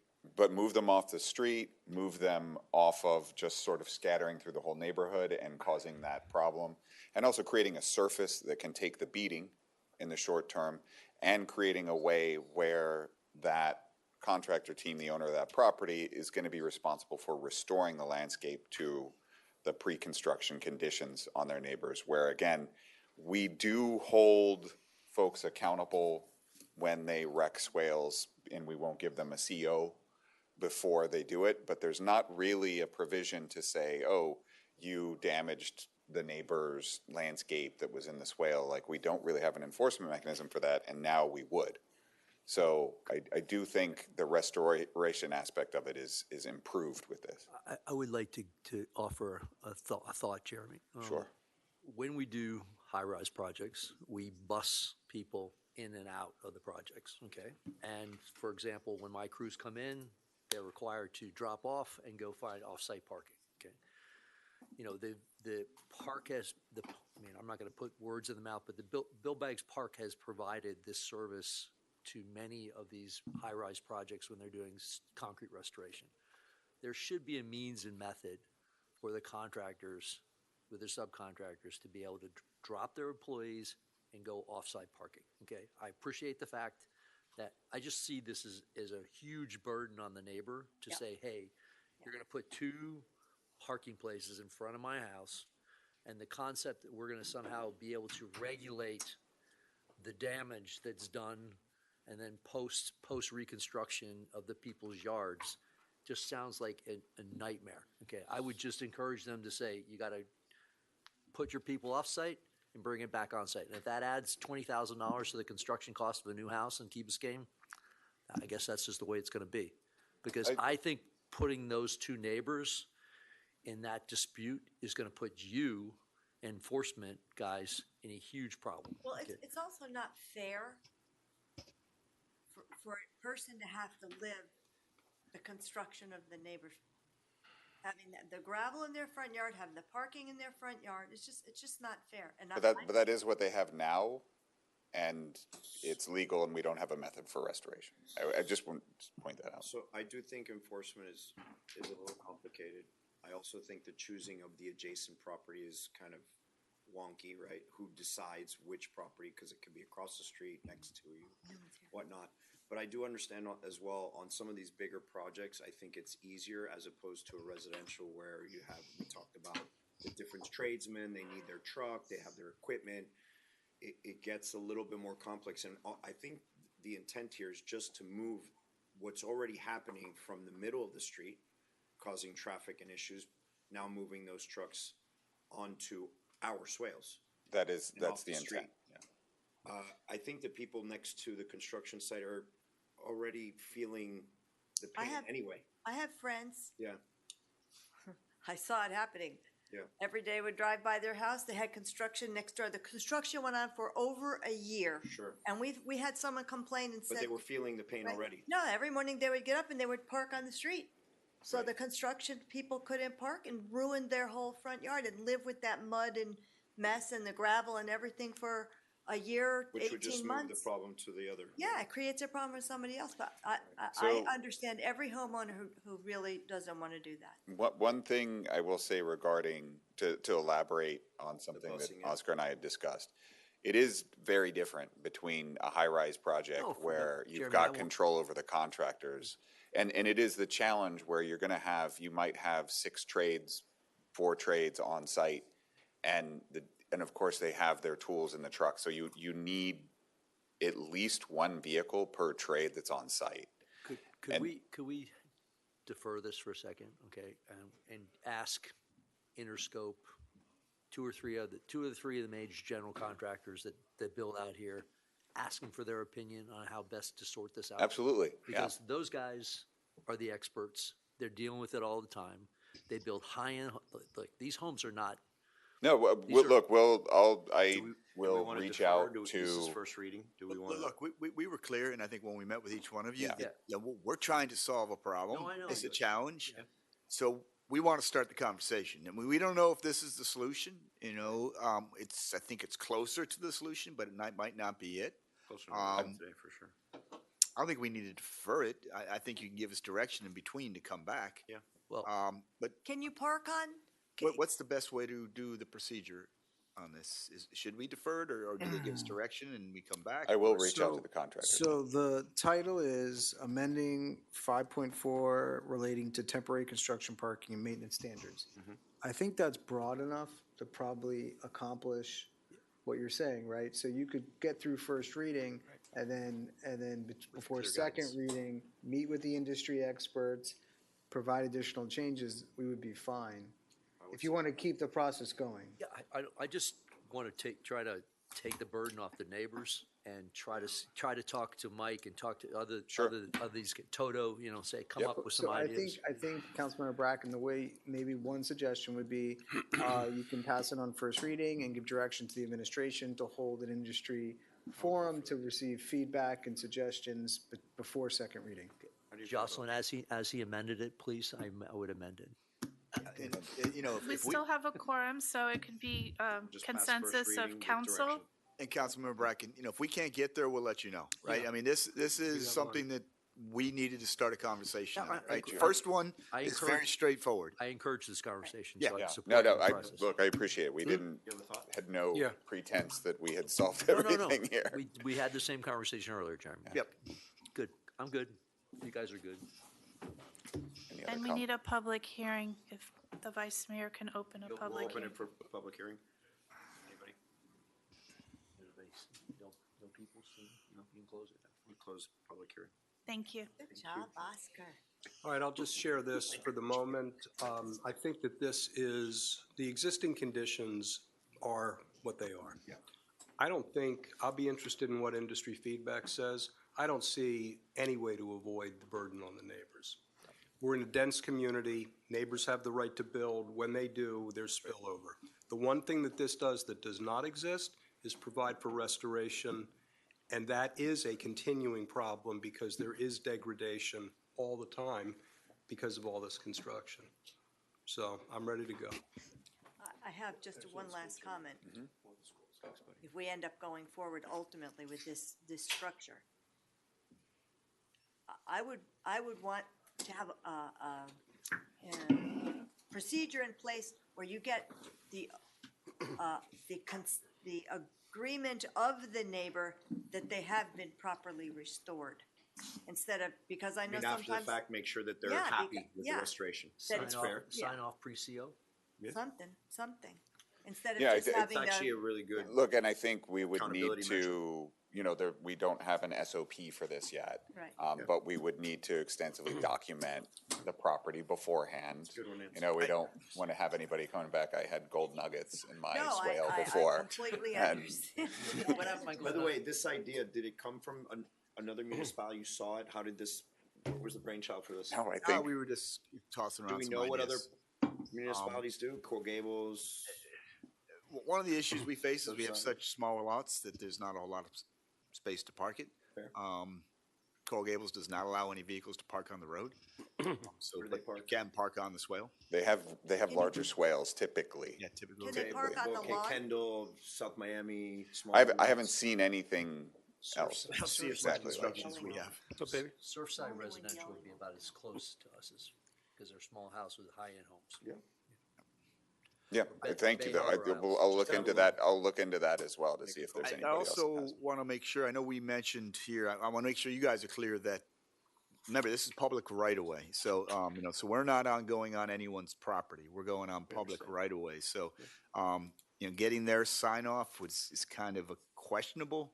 I think it The really is. sign-off was for the I understand. No, I understand. Now, our code guys would have to be very stringent on taking pictures beforehand. Right. We have a similar ordinance in place. If someone does a cut in the road, that it needs to go back to the same standard. So we require it to be, take pictures in advance. If they sign off, this is what it is, and they need to return it to it. Just want to be clear. Well, we're not getting there right now, but we're talking about public right of way. Yeah. And it's also worth noting this section of the code, in the event that, say, a construction site is abandoned and they stop maintaining it, the village would be able to do the restoration and take care of the maintenance, because there's a provision to then bill it back to the site. And, it ends up with a liened property, that sort of thing. It's precedented, though. Good. Okay? Okay. Thank you. So, Okay. Councilmember Stoner on the 9C as amended. Yes. Councilmember Vasquez. Yes. Mayor Roscoe. Yes. Councilmember Bracken. Yes. Councilmember Kaplan. Yes. Councilmember London. yes. Vice Mayor Sardinius. Yes. The ordinance is approved on first reading. The next item is a resolution of the Village Council of the Village of Key Biscayne, Florida, authorizing the village manager to negotiate and enter into a third amendment to the solid waste collection agreement with Great Waste and Recycling Services, LLC, and providing for an effective date. Move. Second. Thank you. Yes, sir. Yeah, quickly, I think you heard from the SAB tonight about some of the recommendations that are going to go in the RFP. What this contract extension does is just avoid that disruption while we work on getting that solicitation issued, select the selection panel, and also transition to the new vendor. This allows us a 6-month window. The vendors provide us the same existing pricing that we've had, which I think is a great deal. Yep. And beyond that, if this for whatever reason goes beyond the 6 months, there's a 10% increase if we want to go month to month beyond that. I don't anticipate us getting there. By that point, the solicitation should be done. Okay. Questions? Nope. Move. Mr. Trash Man? Move. You're good? Yep. All right. Go. All those in favor? Aye. Opposed? Motion carries.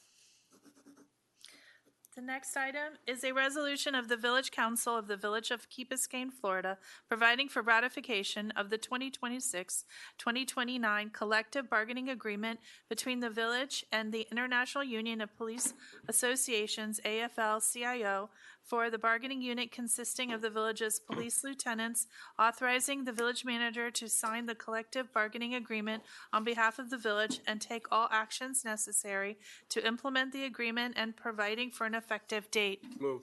Second. Thank you. How did the Red Sox do? Well, they just had strike three and the pass ball and we're in extra innings. Oh. They won last night, though. He meant last night. Oh, last night they won. Yeah. Then we don't want to hear you. No? Move. Any questions? Yeah. Yes, sir. If a employee works on a holiday, it will you double their pay. Is that double their pay plus the pay for that day? Is it triple? No, they get Or just get an extra day? double pay if they work the holiday. Total. Total. Gotcha. Okay. I just am going to restate what I've already stated, which is for Article 22.4 and 33.3, just to make sure that this is for this round of negotiations. That is correct.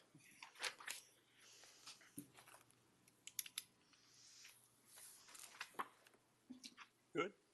But I'm letting- So in other words, the other thing is the COLA in 27 is 0 if negative, 4% if higher than 4%. In other words, COLA will be the COLA, but the limit's 4%. Is that correct? That is correct. Okay.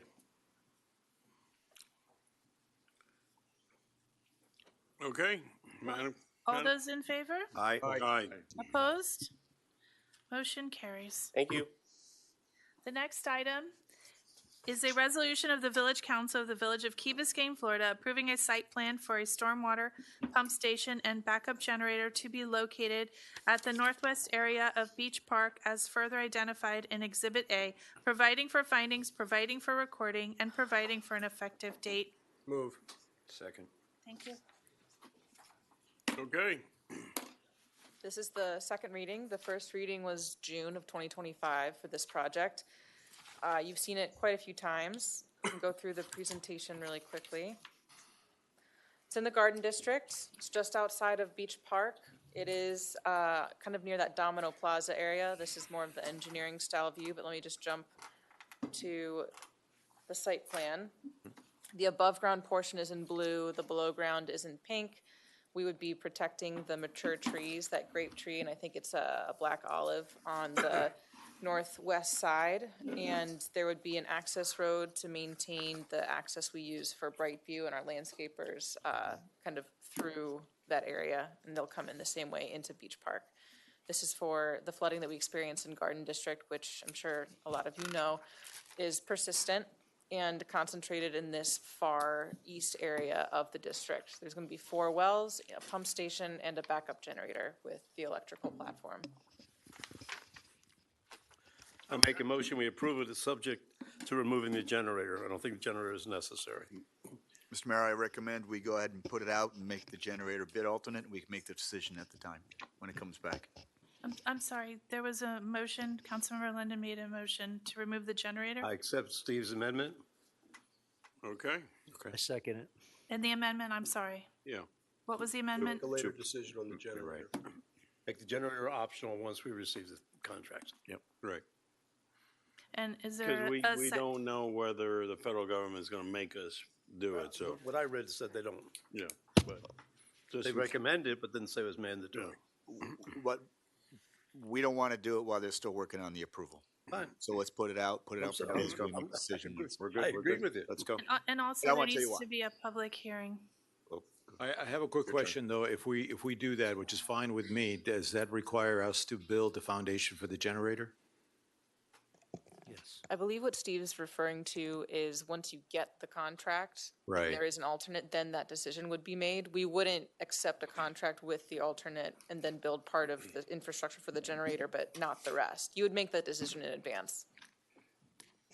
Okay, I'm talking about a structural element here. I'm talking about a foundation that So- would have to be tied into something and would have to allow for room for it, so, I mean, I'm yeah, fine, just to- don't get me wrong, I'm that's what fine the with the bid idea of not doing it or moving it, pushing it, but I want to know that if eventually that's decided, what does that mean for the contractor and the engineer and who's designing this? So and I want to bring it back, so what we're doing tonight is site plan approval. Yes, sir. And so anything that would have less intensity, for instance, if we took the generator out, which is sort of the main concern from our standpoint from an aesthetic site plan approval, would be less intrusive and the site plan would be in effect, and the location of that generator also and where that foundation is located doesn't impact the underground component. So it's like separate enough. But if we didn't have the generator, we wouldn't have to build the whole structure for the generator, right? That's where I'm There's going. there's authority like to the put it in. dunnage that lifts up the generator, that's correct. You wouldn't need the foundation and you wouldn't need the, So then that could be, then all that would be But guys, we're only scrapped doing a out. site plan. We All recognize that that. would be, but tonight, we're It's just only doing site plan. site plan approval. Trying to keep us focused. Yes, keep us focused. Got it, man. We recognize that, Councilmember Vasquez, and the bid alternate will include that being as an alternate. Exactly. The structure that holds the generator as well. Okay, fair enough, thank you. Yeah. You need Ju- a, Just, you need a motion to. just, So is it consensus of council for Yes. Councilmember London's final? With Steve's alternate. With- London/Williamson. Well, I think there's 2 things. One, you approve the site plan. 2, you probably need to give me guidance separate from the site plan is very strict site plan, yes, no. If you want to give me formal guidance to do a contract with a bid alternate, I believe that would need to be a second. We need to do a Item? motion. Yeah, I mean, I think you have two items here. You have approval of the site plan, which is going to have everything, right? And then there would be a separate motion to direct Steve. So we made one motion now to approve the site plan.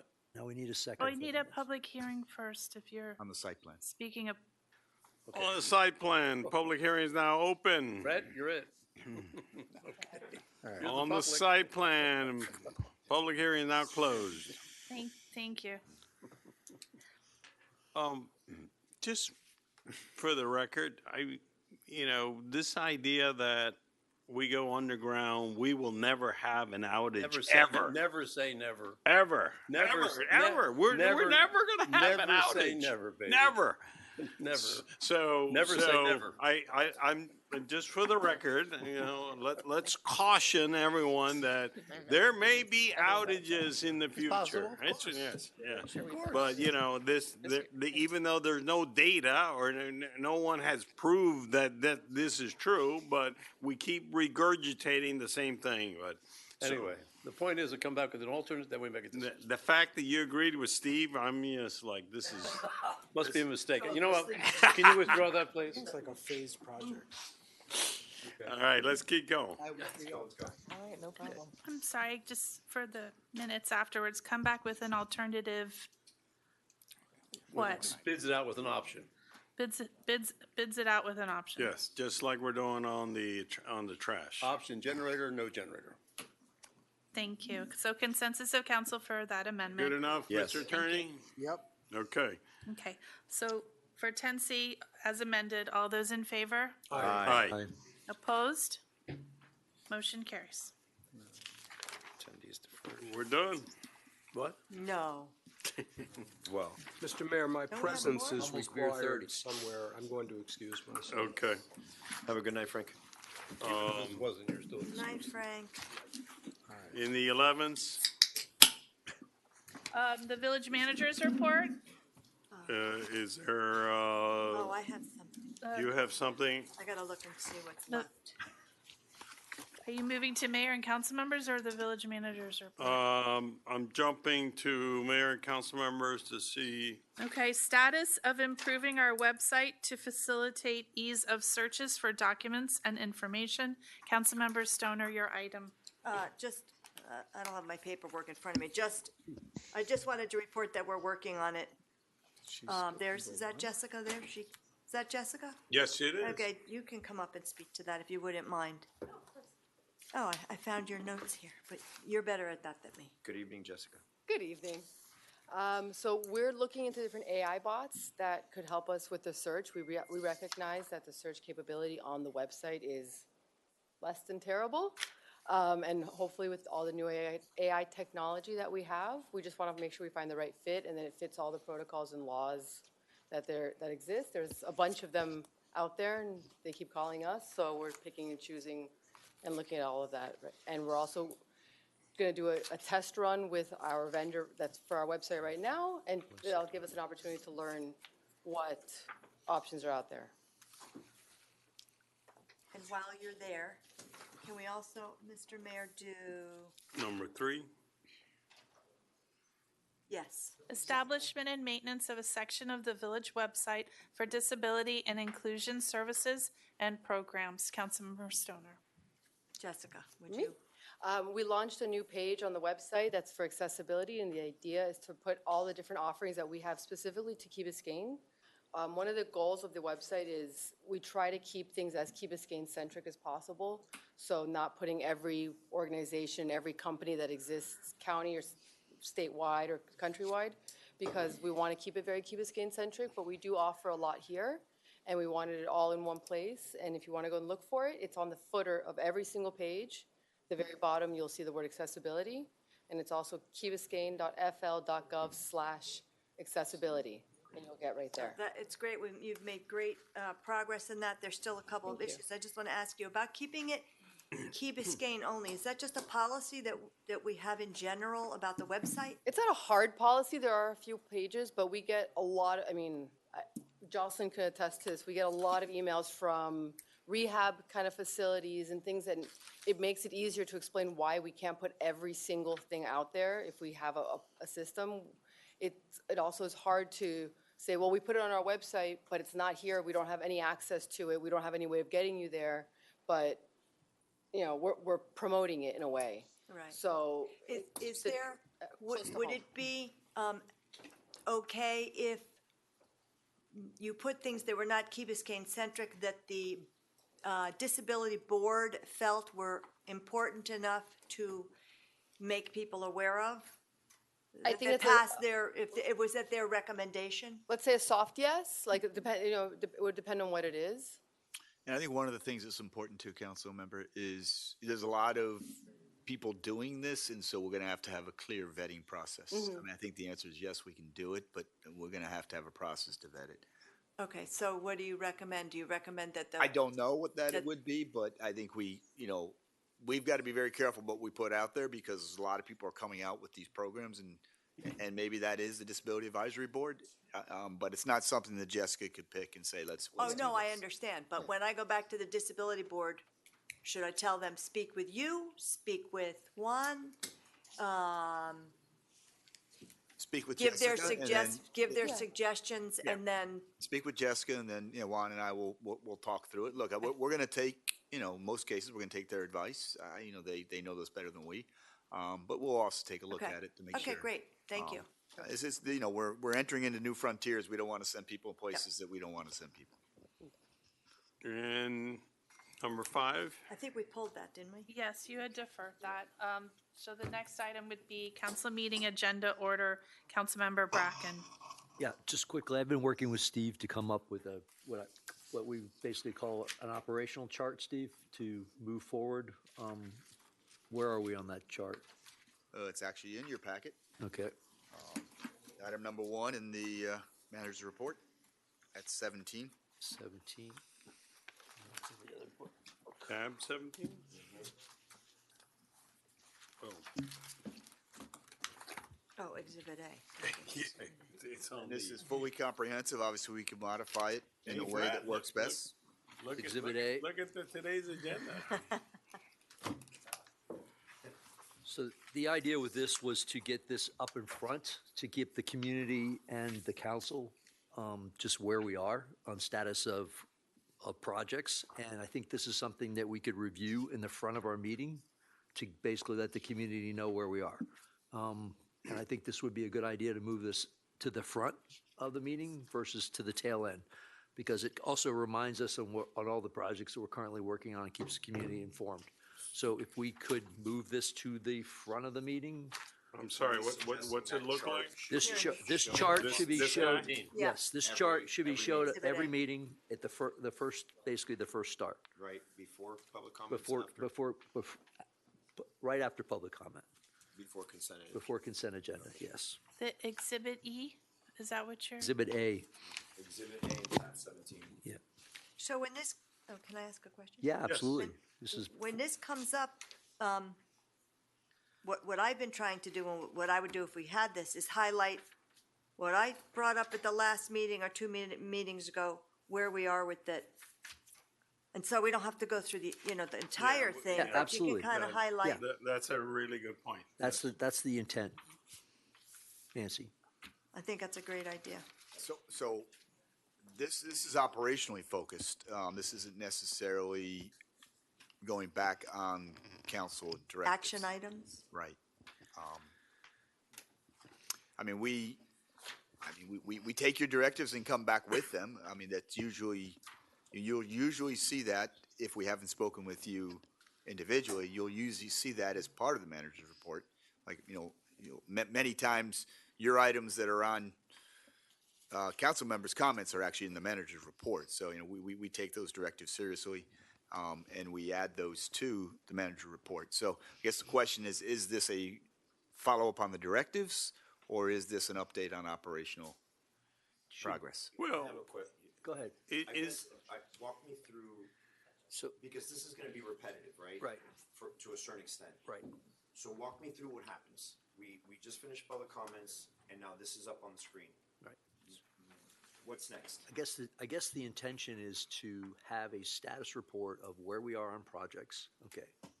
So fundamentally, where we are on the project. You'd agree that month to month, there's not a lot of change on That many could- of these? That's correct. Okay. So it should be, I would think. Only a real highlight, something's Yes, changed or Something has something. changed, yes, okay, so that we set that so we're aware, okay, and that the community's aware, okay? So if you're talking about highlighting what there's a change or something we have to look at, or So do we then show the whole thing, or do we just show the ones that there is, I mean, you have There's a material change. Where there's a material change, I think we So I should. see a color code, issues, problems, not starting, for example, issues and problems. This might be too detailed. It might be too detailed. That's This what was I'm getting the I mean, intent. people are asking me, and I'm sure they're asking you, Yeah. are we undergrounding zone 8 or are we undergrounding zone 1? So where are we approved or, so you kind of need just that. So this is, the idea here was to start this discussion. Right. Okay, to come up with some format that Steve could help to work on, that we could deliver, okay? And I wasn't You don't have expecting, the final I answer. wasn't expecting to have the solution tonight, okay? Right, right. I was expecting to have feedback from you guys so that we could all come up, and there may be things that Benjamin wants to put on this list, okay? Financial stuff, like where we are. So the idea is to have for all intents and purposes, a roadmap for where we are going and what we're doing, okay? So I might see value in something like this with less detail, bulleted, but then focusing on the things you feel that you need our attention. A change, an issue, a problem. You have the color coding already here. But to see this month to month to month, to me, is gonna be a lot of repetition, and eventually what'll happen, it'll just lose all of our interest. Isn't And this, so I want it to mean something. is this for us or is this for the public to understand the think both. progress that we're The making? intention's both, Okay. okay? It's also a certain amount of holding ourselves accountable and administration accountable, and also giving the community sort of an update, like what's happening, okay? Where are we on zone 1? Undergrounding. Where are we on zone 8? Undergrounding. What's the status, okay? Quickly, so that we can get that out in front of the community. Right. And maybe this goes into the newspaper, I'm not sure, it's just something that's out there. I mean, Joe writes these great, How about quarterly as opposed to monthly? quarterly is fine, I mean, I just think that it's important to have some working agenda that's upfront, that we review every meeting. I think it's a great idea, and I think that one of the things you would see is if there's a change that month, you'd have the whole thing, and then whatever change that month be in a different color or highlighted or something, so you know where we're going. Right. What are you interpreting, what are you hearing, Steve? Well, Confusion. no, I'm not hearing confusion. No, there's a lot of things on here, and then purposely a lot of things on here. I wanted to, again, instigate the conversation. Obviously, this will take a long time. We don't want to do this. Highlights, updates we could do. I did also hear some other folks mentioning that they would like updates on the directives as well. We do try to do that in the manager report. I don't know whether we want a separate report on that. So I'm trying to get exactly, we're not going to get exactly the first time, but trying to get closer to what it is that we're looking for. The problem with not including the manager's report on here is that no one's here now. Right. And the manager's report is at the end. Well, that's And- why he's and- asking to do this up front. But that's why I'm saying, to make sure to include some of the the important action items in the manager's report in here. Right? Many of them are. Okay. Many of them are. I mean, not to the level of the updating of the code of conduct. That's not in right, here. But just, I would say probably 80% of what's in the manager's report is in here Okay, good. to some degree. Okay. Are we working towards understanding what we're trying to do? Guys feel like this helpful or not helpful? Helpful, but I think we need- need a couple of trial balloons. Absolutely. So Yeah. you've We're got it going all in the right here, and direction. now it's bringing it down and tightening it up. Yep. And so And what moving it. what I'm hearing is for sure issues. Okay. Flag. And we don't have a problem with moving it up into the agenda. No, as long as it's. As long as Not- it's not the way it concise. is now. Yeah, no, Right, concise. yeah, right, right. All right. So that, I don't know, Steve, is it 10 items or is it 15 items? I mean, look, that's a good question. I mean, a lot of the times they're set up for the decisions that you all are going to have to make in a couple months. So that's some of what this is. Right. It's teeing things up in one way. It's also, letting the community know that it's coming up as well. So maybe it's something that's occurring in the next 2 to 4 months. The good thing about it is, because we get the agenda a week in advance, council can highlight whatever they would like to bring up for discussion. Meanwhile, the whole public has it, but just not for discussion, but to note, this happened, that happened, we made this move. Yeah, it Without also- having to go, Yeah. Item by item. I think it also, to your point before, it facilitates our ability to inform residents. right. Which we are out there in the neighborhood talking about these things, and the question does come up, what's going on with the Where are we? trees, what's going on with the, the What I jungle gym, what's going on hear, with the pool? the conflict, at least I think I hear the conflict in your voices is how much, Right. right? How much and what gets flagged, Right. right? So, Remember though, there's 7 of you, and there's probably every single one of Has a these, in different one way or opinion. another, you guys have asked me probably in the last 2 weeks. Right. So that's where the conflict. The other part is procedurally. Remember, that, we have to make sure we do the business at the council meeting, so we'd have to really narrow in on what we would want to present up front. Well, yes, the person running the meeting has to say, you're going off tangent and you've got, you're discussing stuff that important, but still not coming up yet. Right, and look, and that's something, You Yeah. mean at the meeting? Yeah, yeah. I don't even think we should go through, we should say, here it is. And somebody, Yeah. if you have a real Yeah. problem, you. well, there's even there's sections that say decision needed, for example, or Yeah, an but issue, that or an issue, decision right? needed isn't that weak. No, no, I understand, at some point. but we have it top of mind Or doing our, to do our homework, to be able to give the decision when it's time to make it, Or ask questions. or ask questions, correct? So it's a flag. Decision requested, Decision needed or directive needed. right. The info only now is just an update. It's just, look, it's going. So maybe we. And that's gonna be repetitive, maybe month we over just- month. Maybe we just focus on the decision needed items. Well, there was another one, he mentioned just now. Directives not Directive needed. needed, same thing. Direction requested. Direction Okay, requested. direction requested. Those are the ones that we need to be focusing on. Okay. It also gives us foresight of what's coming That's the, in the agenda before we even get the agenda, that's the intention. and how we want to prioritize Well, it. but I the do like that info's- you have it prioritized as well. Yeah, 'cause and that the info changes. is also the ones that tell you status though, too. I think going back to what Nancy said about the status of Zone 8. Yeah. I would imagine that is probably an info, I think. It's underground, well, there's the underground zone 8, it says decision needed. Okay, probably, yeah, because we need to go forward to, to approve the AT&T contract, yes. Right. Yes, that's a decision that's needed. Okay. I think that's a great idea, and I think everyone's gonna get a lot out of that. Yeah, well done, Mike. I mean, and it's Steve well done, and, Steve. and Mike. Brett, since you're here and you're gonna be the future mayor, you got any comments about this? Because this is something that the intention is to help. Okay, cool. Thank you. Was there a decision made? I just wanted direction. We're still, Were you all just discussing it now? we're still or just having a you- discussion. It's a first Okay, iteration. thank you. We think it's We too much need and it to needs see to a be tightened up a couple bit. of versions and The see. decision is continue to refine. Yeah. Yes. You feel comfortable with that direction? Yes. You need more detail? No, you're good. No. All right. Councilmember Bracken and I will sit down. Thank you. Thanks, Steve, for your work Yeah, on that's a this. great job. Yeah. If we adopt it, Mr. Attorney, do we have to change something in our regs? I need to check the resolution for the council procedures, but I think we might be able to just add it. Add it? Okay. Yeah, but I'll confirm that. The clerk had also asked if it would be by ordinance. If anything, it would be by resolution, so. Sounds good. Anything else? Just so we're clear on the schedule, the RAF council workshop is gonna get changed to most likely to that site, the site plan for.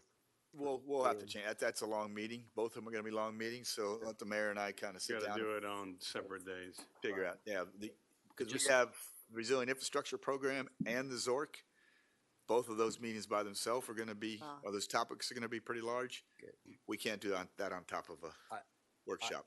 I'm out of town from 28th till to the 6th, so I'm here for the budget meeting. I'm just here for the budget meeting. No, well. I just went on vacation for 2 weeks. I can go on vacation. Can, he's the mayor. No, you've been here for 2 weeks. Mike, you've been here for 2 weeks.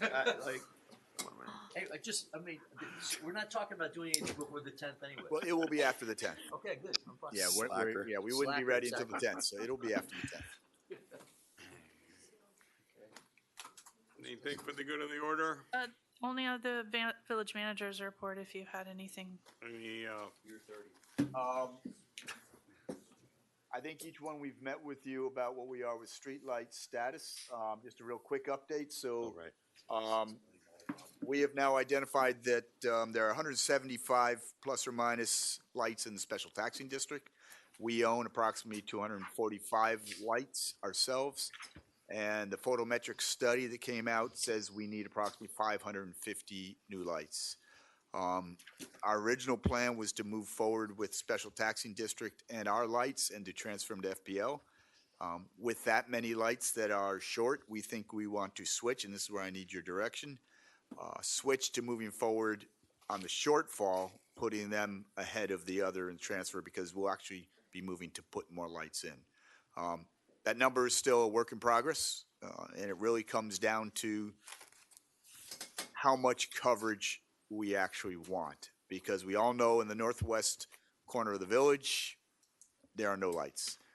At the same time, there are roads that have 2 lights that might need 3 lights. And so I don't know whether we want to get to that level of detail, that it looks like it was purposely left that we didn't put too many lights in the village, because we, at the same time, they looked at it from a complete safety perspective. So that's something that we want to bring back. We don't need to make that decision tonight. But what I need from you all is direction to, if we want to move forward on the new lights. Just new lights in hot spots? Yes, in The gaps, right, yeah. where we're missing lights. Yes, and dark areas. I don't understand. You go ahead, I'm talking. I just also want to understand the financial ramifications. So are we talking about $4 million, $5 million, $6 million?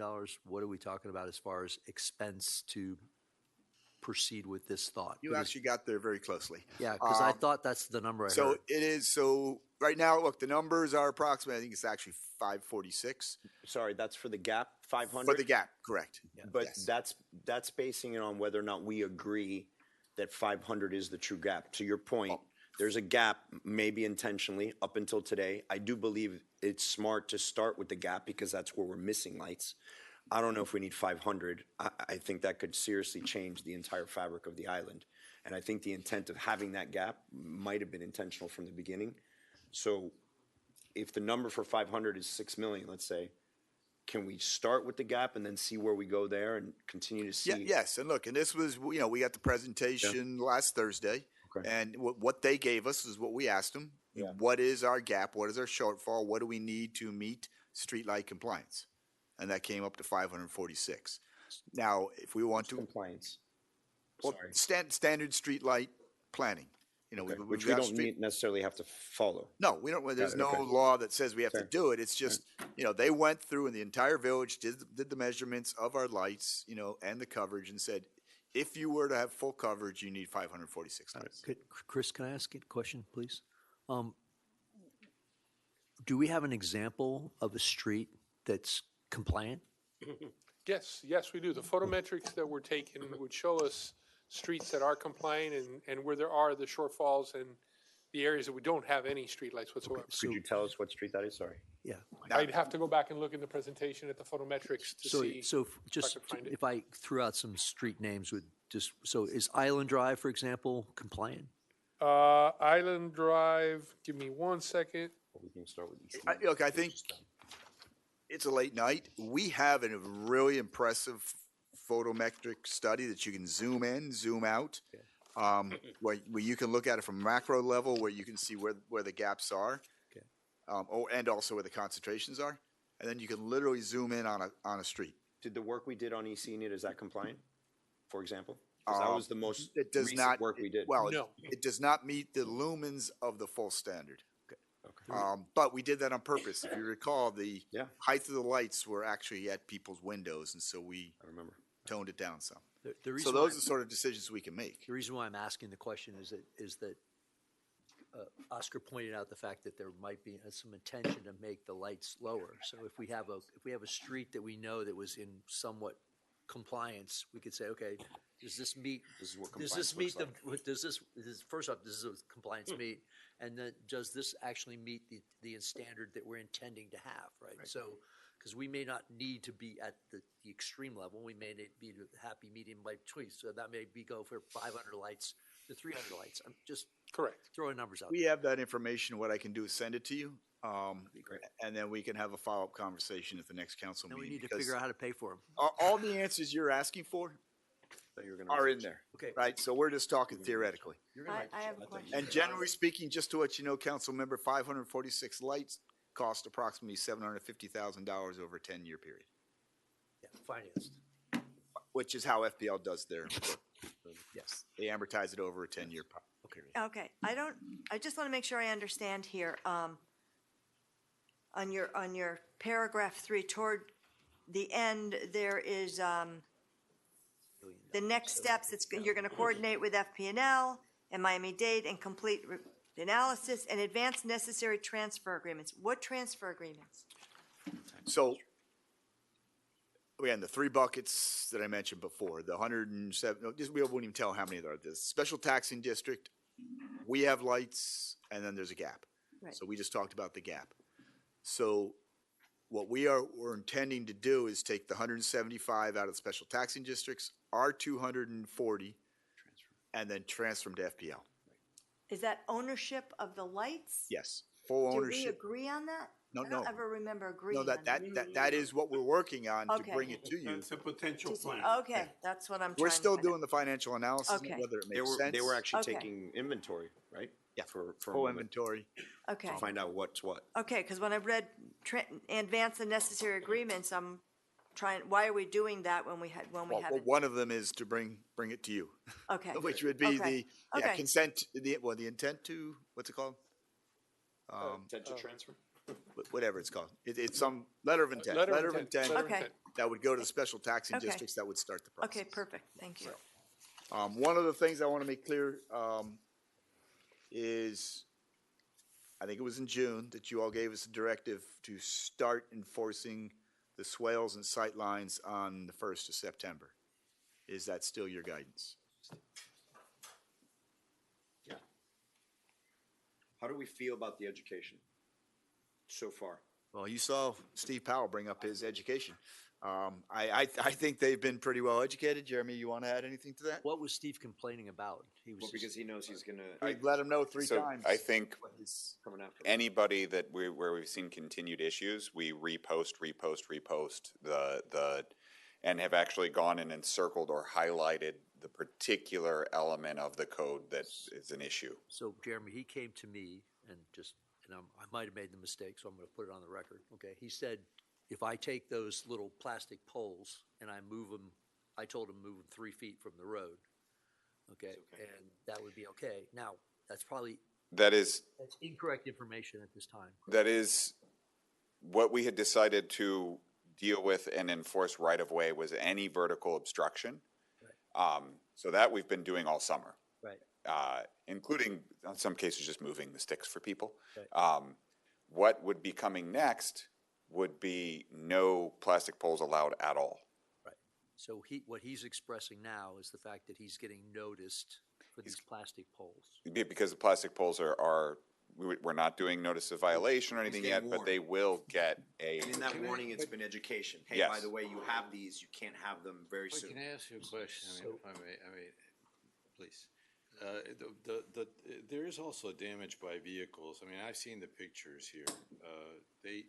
I don't know if you can see it, but they create I substantial know of it. damage without I know that. of it, yeah. So the plastic poles, to a certain degree, don't they help that a little bit? Avoid They that they situation? prevent people from To some parking. degree. They do help. What we decided collectively when we had our workshop and was that you can do landscape elements, which is to say plants, rocks, obstructive rocks, right? Not just gravel. Those are allowed. But that's not good. I'm sorry to say that. Those I had that are- issue.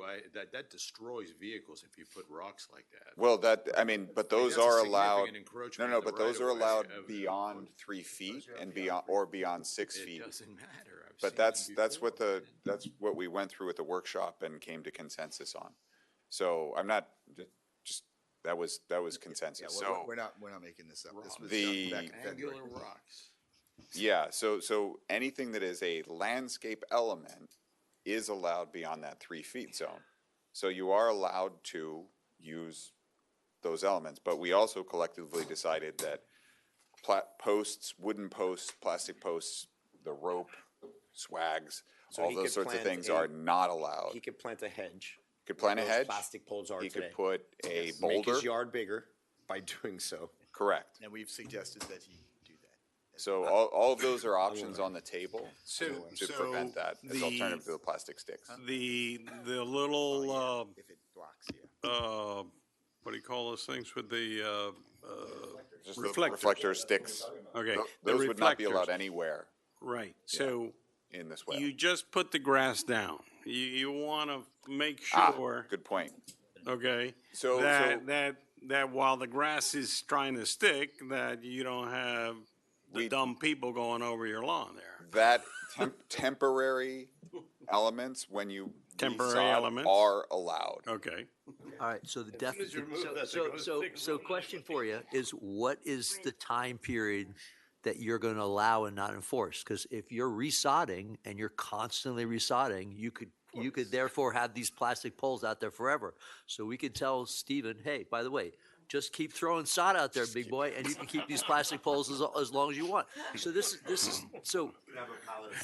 So Well, maybe look, that's my situation. My lawn floats away Exactly. with every heavy rain. Well, that's get why some we're rocks, allowing the Joe. gravel. That's why we're allowing the I'm gravel. going to substitute. gravel. Get the rocks, but I think we had a conversation, Jeremy. Maybe I didn't communicate, but there must be some plastic pole that does this. But it's an aesthetic issue. Yeah. And this was what we worked through at the workshop, was that it's as much about aesthetics as it is about obstruction, so. But I, The one thing is And I artificial appreciate, turf. but one quick thing, I'm sorry, I That'll work. didn't No voice problem. my opinion at the workshop, but I'm a little concerned about large angular rocks 3 feet off the right of way. You're driving at night, you may steer, human error, you Too may old to steer drive that. at night. I know, man, well, I'm told not to drive at night. But we also have trees there. Yeah, I know, have but bushes. trees grow but we're telling people to go ahead and put angular big rocks where you're driving. I'm I mean, you sorry. should not be driving there. Well, but human error. Fernando, you didn't Yeah. hit that tree on Ocean Lane Drive, did you? He hit the generator on the screen. I mean, look, it's I don't know. hitting large shrubs, hitting trees, hitting angular rocks.